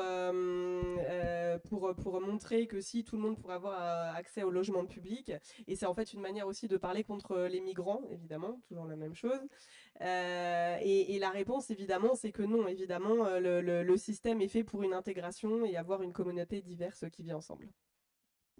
And when it comes to social housing, the collective housing is also sometimes considered social housing or public housing.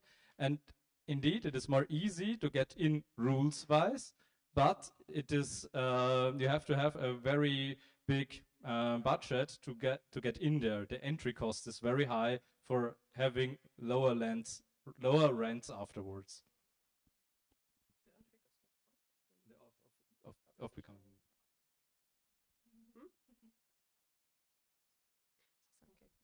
Et sur le logement collectif public, c'est aussi, il y a aussi tout un système de réglementation, etc. Et notamment le prix d'entrée à payer est très élevé. On va peut-être prendre encore une question et c'est tout parce qu'on a quand même après passé. Je crois qu'il y a Madame qui est là. On n'aura pas le temps de faire toutes les questions. Vas-y, Madame. Moi, ça va être assez rapide. C'est à propos du dispositif Visal de garantie, mais qui concerne les étudiants, parce que je sais que dans les résidences privées qui accueillent les étudiants, certaines, je ne sais pas si toutes, n'acceptent pas d'appliquer la garantie Visal aux étudiants qui n'ont pas de garant. Donc, c'est des étudiants qui sont souvent plus vulnérables que d'autres parce qu'ils n'ont pas de garant derrière eux. Et ces résidences les obligent à prendre chez eux une garantie 200, 300 euros par an à chaque fois pour se garantir eux-mêmes sur leurs impayés. Donc, je trouve c'est assez scandaleux, alors qu'il me semble, si je ne me trompe pas, que c'est une obligation quand même qu'a le bailleur de proposer cette garantie, d'appliquer cette garantie, enfin, si je ne me trompe pas. Donc, quel moyen de pression on peut avoir vis-à-vis de ces bailleurs pour les obliger à appliquer cette garantie pour les étudiants? Tu réponds, Romane, rapidement. Alors, je peux répondre, mais sur les moyens de pression, c'est vrai que c'est une question très complexe. Je suis totalement d'accord avec ce que tu viens de dire. Aujourd'hui, nous, c'est un vrai combat de la jeunesse, c'est-à-dire que faire appliquer ces droits, parce que c'est un droit à la garantie Visal, quand on accède à un logement, de pouvoir l'avoir, de pouvoir l'utiliser, on se fait refuser. En fait, le combat, c'est un combat. C'est un combat très ancré qui est le combat de dire en fait que tu sois étudiant ou pas, en fait ça ne change pas ton statut de personne qui cherche à obtenir un appartement, qui cherche à pouvoir se loger. Et en fait cette question-là de garantie visuelle ou non, elle se pose là. Moi enfin les moyens d'action ou les moyens de pouvoir insérer un rapport de force là-dessus, ce que je les vois, c'est ce qu'on fait déjà là, de revendiquer les droits à la garantie visuelle, de renforcer ce droit-là et même de pénaliser, ou en tout cas de signaler et de pénaliser tout ce qui peut être résidence ou logement qui en fait verrait refuser la garantie visuelle comme sujet de refuser un dossier locatif classique. Ça nous est arrivé de devoir trouver en fait des garants, de devoir trouver des adultes qui auraient un chien qui accepteraient d'être garants d'une personne pour trouver des alternatives, pour avoir des garants, qui sont des situations qui sont très complexes, pour pouvoir juste simplement en fait se loger dans un logement qui en plus, qu'on soit bien clair, on n'est pas sur des logements qui sont très fameux. Donc enfin ouais, si tu veux. Oui, là-dessus, mais je pense que de toute façon, tu as raison, moyens de pression, on n'en a pas. La réalité, c'est qu'ils n'existent pas, ces moyens de pression-là, et que on reste quand même, c'est un peu la jungle, quoi, quelque part. Hein. Et tout à l'heure, quand je disais, il faudrait à un moment, moi je pense que ça passe par une mobilisation, enfin, un volet législatif. À un moment, il faut sanctuariser le droit au logement, le rendre contraignant. Là, on a des dispositifs nous, alors moi tout à l'heure j'ai parlé de bilan positif, mais effectivement, il y a un bilan positif à tirer qui nous dit qu'en fait c'est une très bonne piste, mais c'est un peu comme l'expérimentation sur l'encadrement des loyers. On va en faire le bilan, on va dire c'est fantastique, mettons-le partout. À part qu'en face, Marianne l'a très bien dit tout à l'heure, eux ils veulent l'arrêter. Et à mon avis, la garantie visuelle aussi. Donc voilà, il y a une bataille politique derrière tout ça, c'est indéniable. Hein. Voilà, bon. Il y avait une question de la dame. Oui, moi je trouvais très intéressant l'idée de la sécurité sociale du logement. Parce qu'il y a le droit au travail qui est inscrit dans la Constitution, on cotise pour le chômage. Il y a le droit à la santé. Et ça veut dire inculquer dans la tête des gens que c'est un droit comme les autres et aussi important que les deux premiers droits. Mais par contre, à une époque, je me souviens d'avoir participé à des réunions avec le maire du Raincy sur les questions du logement, Bersinger, et y compris, il réfléchissait sur le plan européen. Ça allait beaucoup plus loin que ce que vous avez dit, parce qu'on parlait même à une époque, dans les années 70-80, de se dire, pour aboutir à la mixité sociale, qu'une des possibilités, c'était effectivement de construire des logements. Tout le monde avait droit à une belle cuisine, une belle salle de bain, pas quelque chose de correct, y compris maintenant sur le plan environnemental, et on pouvait payer chacun selon ses moyens. C'est-à-dire qu'on aboutissait là à une mixité sociale qu'on a du mal aujourd'hui à obtenir dans nos quartiers. Donc c'est une idée à creuser, c'est peut-être utopique, mais déjà la sécurité sociale du logement fait rentrer cette idée de sécurité sociale comme celle de la sécurité sociale de la santé, hein, chacun selon ses moyens, cotise selon ses moyens, et on a les mêmes droits pour se soigner. Écoutez, je vous remercie. Donc les deux tables ont été assez riches et je vois que beaucoup de propositions ont été faites qui souvent se rejoignent. Certains peuvent être mis en débat et le seront sûrement dans les mois qui viennent, comme par exemple la proposition de sécurité sociale au logement ou d'autres propositions qui seront un petit peu, sans être la sécurité sociale au logement, mais qui reviendront un petit peu sur les mêmes thématiques. Le Parti communiste a donc évidemment aussi des propositions. Donc le logement, on le voit, est au cœur des préoccupations de nos concitoyens. C'est un des premiers besoins, un facteur clé de la qualité du quotidien. Ça marche pas. C'est un des premiers besoins, un facteur clé de la qualité du quotidien, et pourtant c'est une des questions les plus maltraitées en France. Le logement souffre depuis longtemps d'un mépris politique, institutionnel et financier. L'alarme a pourtant été donnée, on l'a entendu cet après-midi, à de nombreuses reprises par tous les acteurs concernés. Les habitants, les associations de locataires, les élus locaux, les associations spécialisées Et même les professionnels de l'immobilier et du bâtiment alertent sur la crise qui a de lourdes répercussions sur l'emploi dans le secteur. Tout le monde s'entend sur la situation explosive du logement. Un logement, c'est d'abord une question de santé. Quand on a un logement, l'espérance de vie est de 80 ans en moyenne. Sans logement, c'est 50 ans en moyenne. On perd 30 ans de vie à vivre sans logement. Mais au-delà de la survie, c'est une condition de vie. Un État qui se donne pour seul but d'abriter ses concitoyennes et concitoyens, peut-on vraiment le qualifier d'état de droit? Un logement est un besoin pivot. Il est nécessaire pour avoir une existence stable, se développer, se divertir, se former, grandir, créer des relations sociales, trouver du travail. Aujourd'hui, on estime 19% des refus d'emploi qui sont liés au logement, au manque de logement. Donc, une liste non exhaustive des effets directs de la crise. Le mal-logement est le révélateur et l'amplificateur des inégalités pour les salariés. Le taux d'effort de la part logement dans le salaire n'a fait qu'augmenter, et on le voit, c'est la même chose dans tous les pays d'Europe. Les délais d'attente pour obtenir un logement social peuvent maintenant se compter en années. La pénurie et l'augmentation des prix rendent difficile tout projet d'achat immobilier à proximité des bassins d'emploi et d'offres de services publics et stoppent donc tout parcours résidentiel. Une tendance vers la suroccupation généralisée, et c'est un des caractères majeurs de l'évolution récente de la crise du logement. De plus en plus de foyers ont un logement qui ne correspond pas à leur situation familiale. Dans le privé, acquérir un logement plus grand en location ou à l'achat devient inaccessible dans le contexte de flambée des prix. Dans le public, les logements sont bloqués parce que la construction est insuffisante et que les locataires en place attendent des logements de taille supérieure. Les jeunes qui entrent dans la vie active ont de plus en plus de mal à décohabiter dans le public comme dans le privé. Et l'immobilier est aussi le secteur, et on l'a un peu abordé, le secteur où la discrimination est la plus tolérée.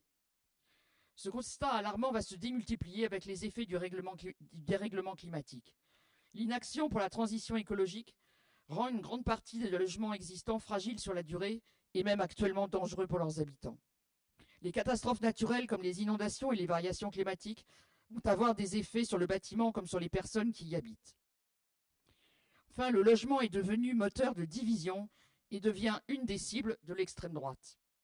Aujourd'hui, le logement, et particulièrement le logement social, est un des principaux leviers de concurrence et d'hostilité d'une partie des Français envers les autres.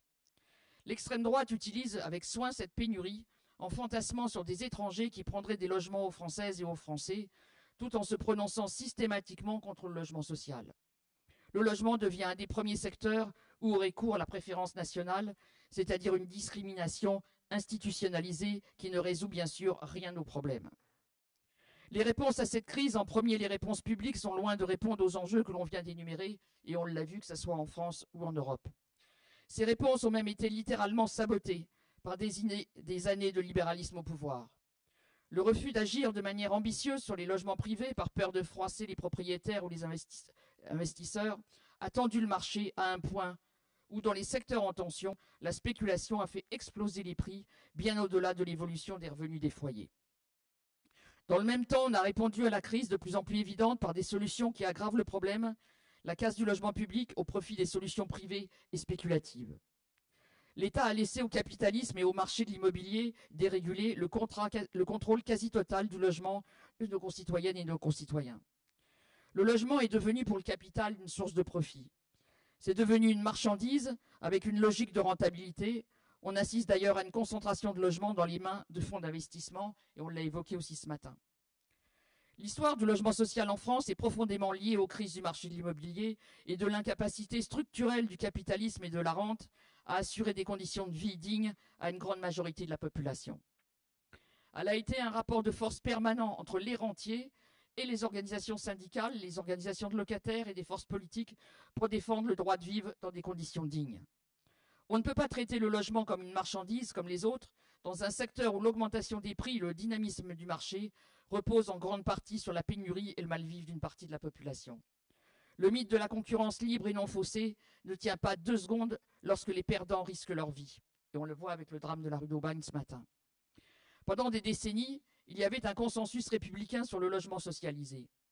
Mais depuis l'arrivée de Macron en 2017, et depuis quelques années avec son bras armé Kasparian, le Elon Musk français, nous assistons à une réelle volonté de détricoter notre modèle historique, singulier et quasiment unique en Europe, de modèle de logement social universel qui doit permettre à 70% de nos concitoyens de se loger.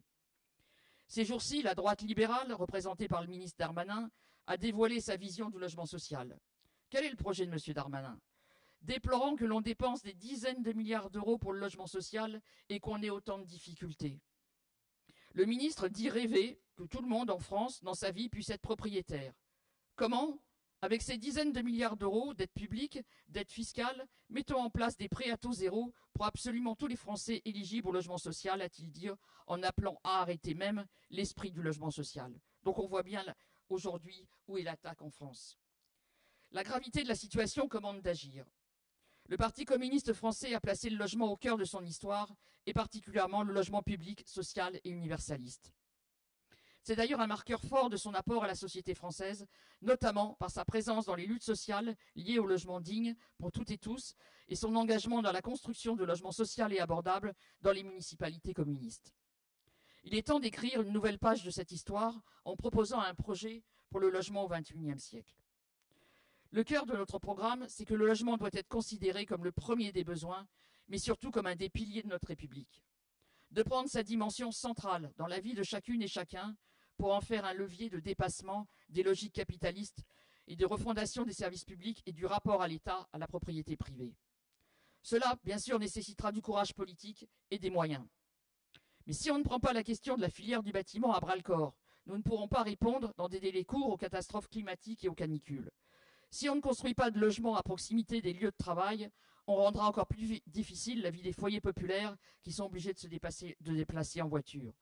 Et on ne pourra pas réussir une politique de réindustrialisation sans le triptyque emploi, logement, service public. Et surtout, si on ne répond pas à la profonde souffrance liée à la pénurie de logements, on s'expose à la misère et à la colère sociale. Nous sommes convaincus que le refus d'assumer aujourd'hui une politique ambitieuse pour le logement coûtera beaucoup moins cher que l'inaction face à des enjeux auxquels nous devrons, en tant que société, apporter une réponse.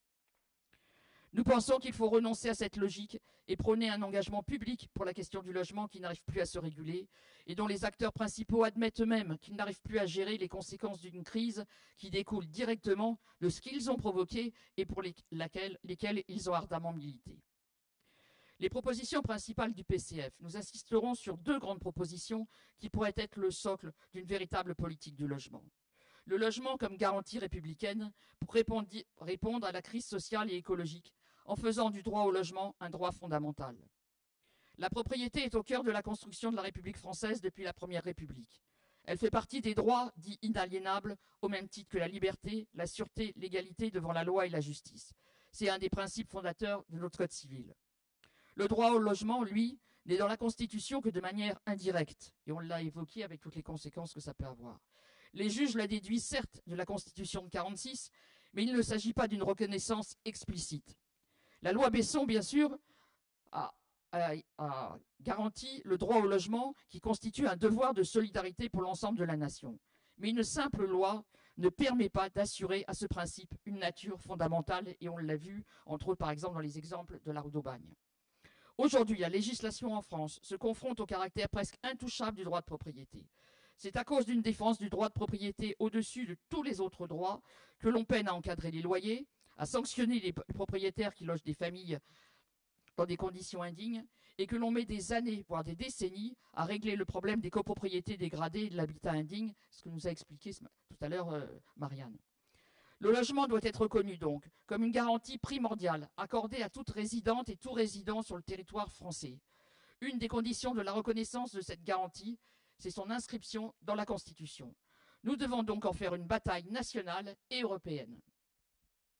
Le deuxième grand point pourrait être la création d'un service public de l'habitat.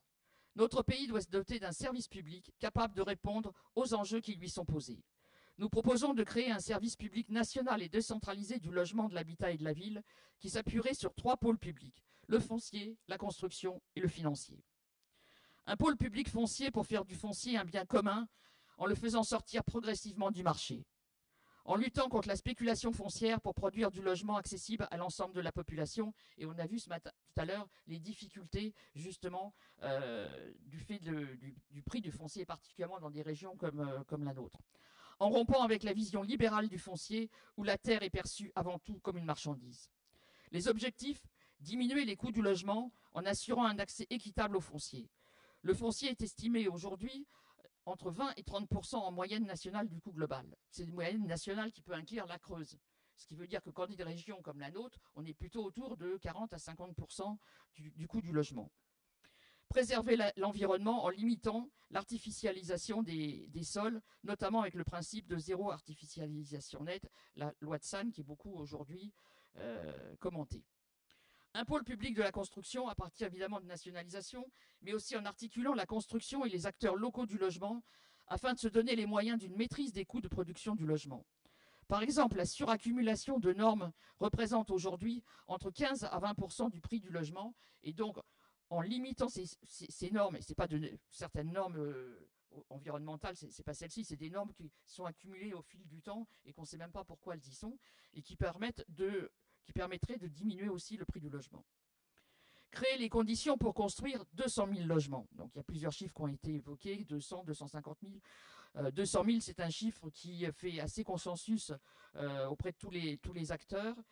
Donc c'est pour ça qu'on pense qu'il faut 200 000 logements publics par an et pendant 5 ans pour combler la demande. Évidemment, au niveau du privé, on estime en tout, entre le public et le privé, qu'il faudrait arriver à 500 000 logements par an pour arriver à résorber la crise actuelle. Et de maintenir sur le long terme un rythme de construction élevé pour les années qui suivent. Pour ce faire, évidemment, revenir à la dalle à pierre et proposer un budget conséquent pour la construction, redonner des moyens financiers aux bailleurs sociaux, et on l'a évoqué, la fameuse suppression de la RLS, et de revenir à une TVA à 5,5 pour leur permettre d'entretenir leur patrimoine et de construire, en leur donnant évidemment des marges de manœuvre. Et également un grand plan de réponse à la crise de l'hébergement d'urgence, on n'en a pas forcément parlé ici, mais qui est un véritable problème, surtout par exemple en région parisienne. En rénovant massivement le parc immobilier et l'adapter au changement climatique, avec un rythme annuel d'environ 700 000 logements, tout en limitant l'augmentation des loyers pour les locataires actuels. Avec un plan d'accompagnement et de gestion de la propriété privée. On estime qu'il serait nécessaire de financer l'achat de 50 000 logements par an pour les rénover et les convertir en logements publics, ce qui a pu être évoqué aussi sur les lois, sur les copros dégradés. Le permis de louer, qui est d'introduire un contrôle technique des logements avant location pour assurer la qualité et la salubrité. Et évidemment, ce permis de louer, de l'étendre à tout le territoire. La lutte contre la vacance, c'est aussi bien tripler les taxes sur les logements vacants existants et ainsi que sur les résidences secondaires. Dans notre région, on a un certain nombre de villes, que ce soit dans les Bouches-du-Rhône, dans le Var, mais aussi sur la côte atlantique et en région parisienne, où on construit plus de logements en résidence secondaire qu'en logements, je pense par exemple dans le Var, dans le golfe de Saint-Tropez, on est à 75% de logements en résidence secondaire et 25 en logements principaux.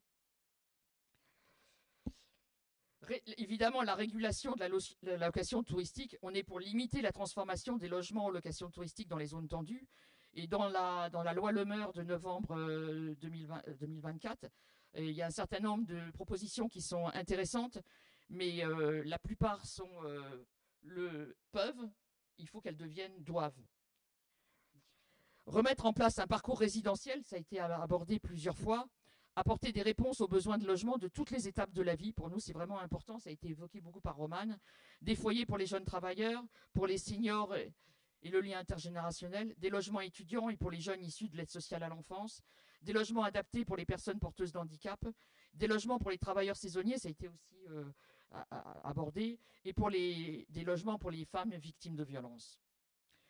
Il semble aussi important de créer un acte 2 de la loi SRU, cette loi qui est aujourd'hui fortement attaquée par la droite, c'est de passer de 25 à 30% le nombre de logements sociaux dans les zones carencées, c'est de durcir les sanctions à l'égard des maires récalcitrants. Alors, il y a des endroits où ça peut être difficile de construire des logements sociaux. Il y a les contrats de mixité sociale négociés avec les préfets qui déjà amendent un petit peu la loi SRU. Mais par contre, il y a des maires, et nous on en connaît beaucoup par exemple dans le Var, où c'est vraiment une posture idéologique, où c'est de toute façon, on préfère payer 1 million d'euros d'amende, mais il n'y aura pas de logement HLM chez nous. Ça a été le cas, vous avez vu récemment dans les Bouches-du-Rhône, avec le maire d'Allo et le bras de fer qu'il est en ce moment avec le préfet. Donc, durcir les sanctions à la compte des maires récalcitrants, revenir et amplifier la prime aux maires bâtisseurs, parce que les maires qui construisent du logement social, il faut aussi qu'ils puissent avoir des aides en termes de fiscalité, en termes de dotation. Un pôle public financier, c'est un petit peu, la CGT l'a abordé. Actuellement, la responsabilité des banques dans la spéculation foncière est importante. Il est donc indispensable de distribuer des crédits à taux abaissé, inférieurs au taux du livret A pour des programmes de production de services publics nationaux dont le logement fait partie. La collecte du livret A doit être affectée à 100% pour le logement social et non à 60% comme actuellement, et ne pas détourner la collecte du livret A pour financer l'industrie de l'armement, comme l'attaque qu'on avait eue l'année dernière au moment du projet de loi de finances. La CGT, entre autres, a réussi à mener une lutte importante pour que ça ne se fasse pas, mais on sait que ce n'est pas un combat qui sera à mener à nouveau. Il faut qu'il y ait un rôle central donc, de la CDC, des banques publiques, la banque postale, les banques et assurances mutualistes, et ce peut être un moyen efficace pour parvenir à produire du logement à un coût abordable. Enfin, parce qu'une politique de logement ne peut faire l'économie d'une relance de la dépense publique, il sera nécessaire de s'émanciper du dogme de la baisse des dettes publiques et des traités européens qui les imposent. Et dans la mesure où la question du logement est prégnante sur le continent européen, ce serait l'occasion de poser les bases de programmes communs de soutien au logement social, financés par un fonds européen pour le développement économique, social et environnemental, qui serait abondé par la BCE, la Banque centrale européenne, réorienté sur des objectifs de croissance européenne, fondés sur le développement des capacités humaines. Et qu'on ne nous dise pas qu'il n'y a pas d'argent. L'Europe vient de trouver 700 milliards pour les dépenses d'armement, exonérées des fameux critères de Maastricht, 3% du PIB, 100% de la dette. Le capital doit également davantage contribuer à l'effort de construction et de réhabilitation. Les richesses produites par les travailleurs doivent leur revenir. Il est nécessaire d'augmenter le 1%, et la CGT nous l'a dit tout à l'heure, qui est devenu 0,45, à 2%. Les institutions publiques doivent participer également dans le logement de leurs agents, qu'ils soient fonctionnaires d'État, fonctionnaires hospitaliers ou fonctionnaires territoriaux. Il y a aussi une nécessité de relancer l'accession populaire à la copropriété. À la propriété, excusez-moi. Stéphane Peu, député communiste, a présenté récemment un projet de loi transpartisan qui vise à inciter à la primo-accession à la propriété. Des mesures de soutien à la primo-accession à la propriété immobilière présentent de nombreux avantages.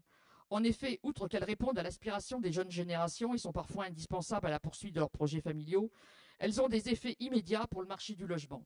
Elles libèrent des logements dans le parc locatif et contribuent ainsi à sa fluidité. Pour ce qui concerne les logements neufs, nous proposons de changer le système d'accession aidée à la propriété, notamment dans le contrôle des prix à la revente sur le long terme. Nous voulons renforcer juridiquement ces systèmes d'acquisition afin de garantir la bonne utilisation des fonds publics.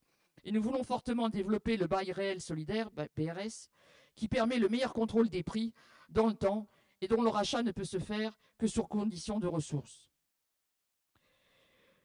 Aujourd'hui, nous assistons à la part croissante du prix du logement dans l'économie des foyers. Nous voulons parvenir à l'objectif du logement ne dépassant pas 20% des revenus du foyer, par la construction et par l'attribution d'aides. Nous voulons aussi le gel des loyers HLM qui est nécessaire, avec bien sûr une compensation en subvention de l'État aux bailleurs vu leur situation financière. Il est nécessaire aussi de revaloriser les APL pour répondre aux besoins des locataires modestes. Et enfin, aucune expulsion sans contrepartie de relogement.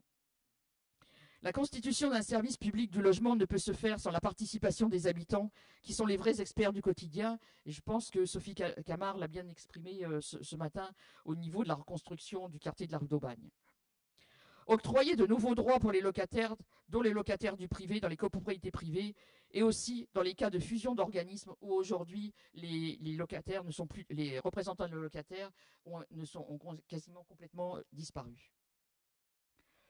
Alors dans un an, c'est les municipales en 2026. Elles vont permettre aux communistes et aux forces progressistes, dont les associations de locataires et les syndicats qu'il faudra évidemment associer au projet, d'élaborer des propositions offensives qui répondent aux besoins de nos concitoyennes et de nos concitoyens, dans la limite bien sûr des moyens, malheureusement qui aujourd'hui sont bien attaqués pour les communes, et des compétences qui sont les leurs. Donc c'est bien un rapport de force permanent entre les rentiers et les organisations syndicales. Et la CGT, dans ses premières assises, l'a bien démontré, que le logement va être, que les organisations locataires et des forces politiques pour défendre le droit de vivre dans des conditions dignes. La crise actuelle du logement en France et en Europe, ce n'est pas une fatalité. La lutte pour un logement digne et abordable pour tous doit structurer nos luttes au même titre que nos combats pour l'emploi, les services publics, la mobilité, l'énergie, la santé et la paix. ce n'est pas une question sociétale. Le droit au logement, ce n'est pas négociable. Et comme le disaient les deux camarades, que ce soit du PTB ou du KPO, le logement, c'est une question aussi d'affrontement de classe. Et pour nous, communistes, progressistes, nous devons en faire la mère de nos batailles.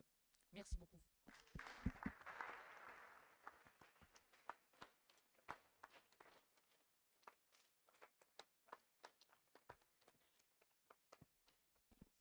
Donc maintenant, je passe la parole à Ismaël pour conclure. Non, c'est bon.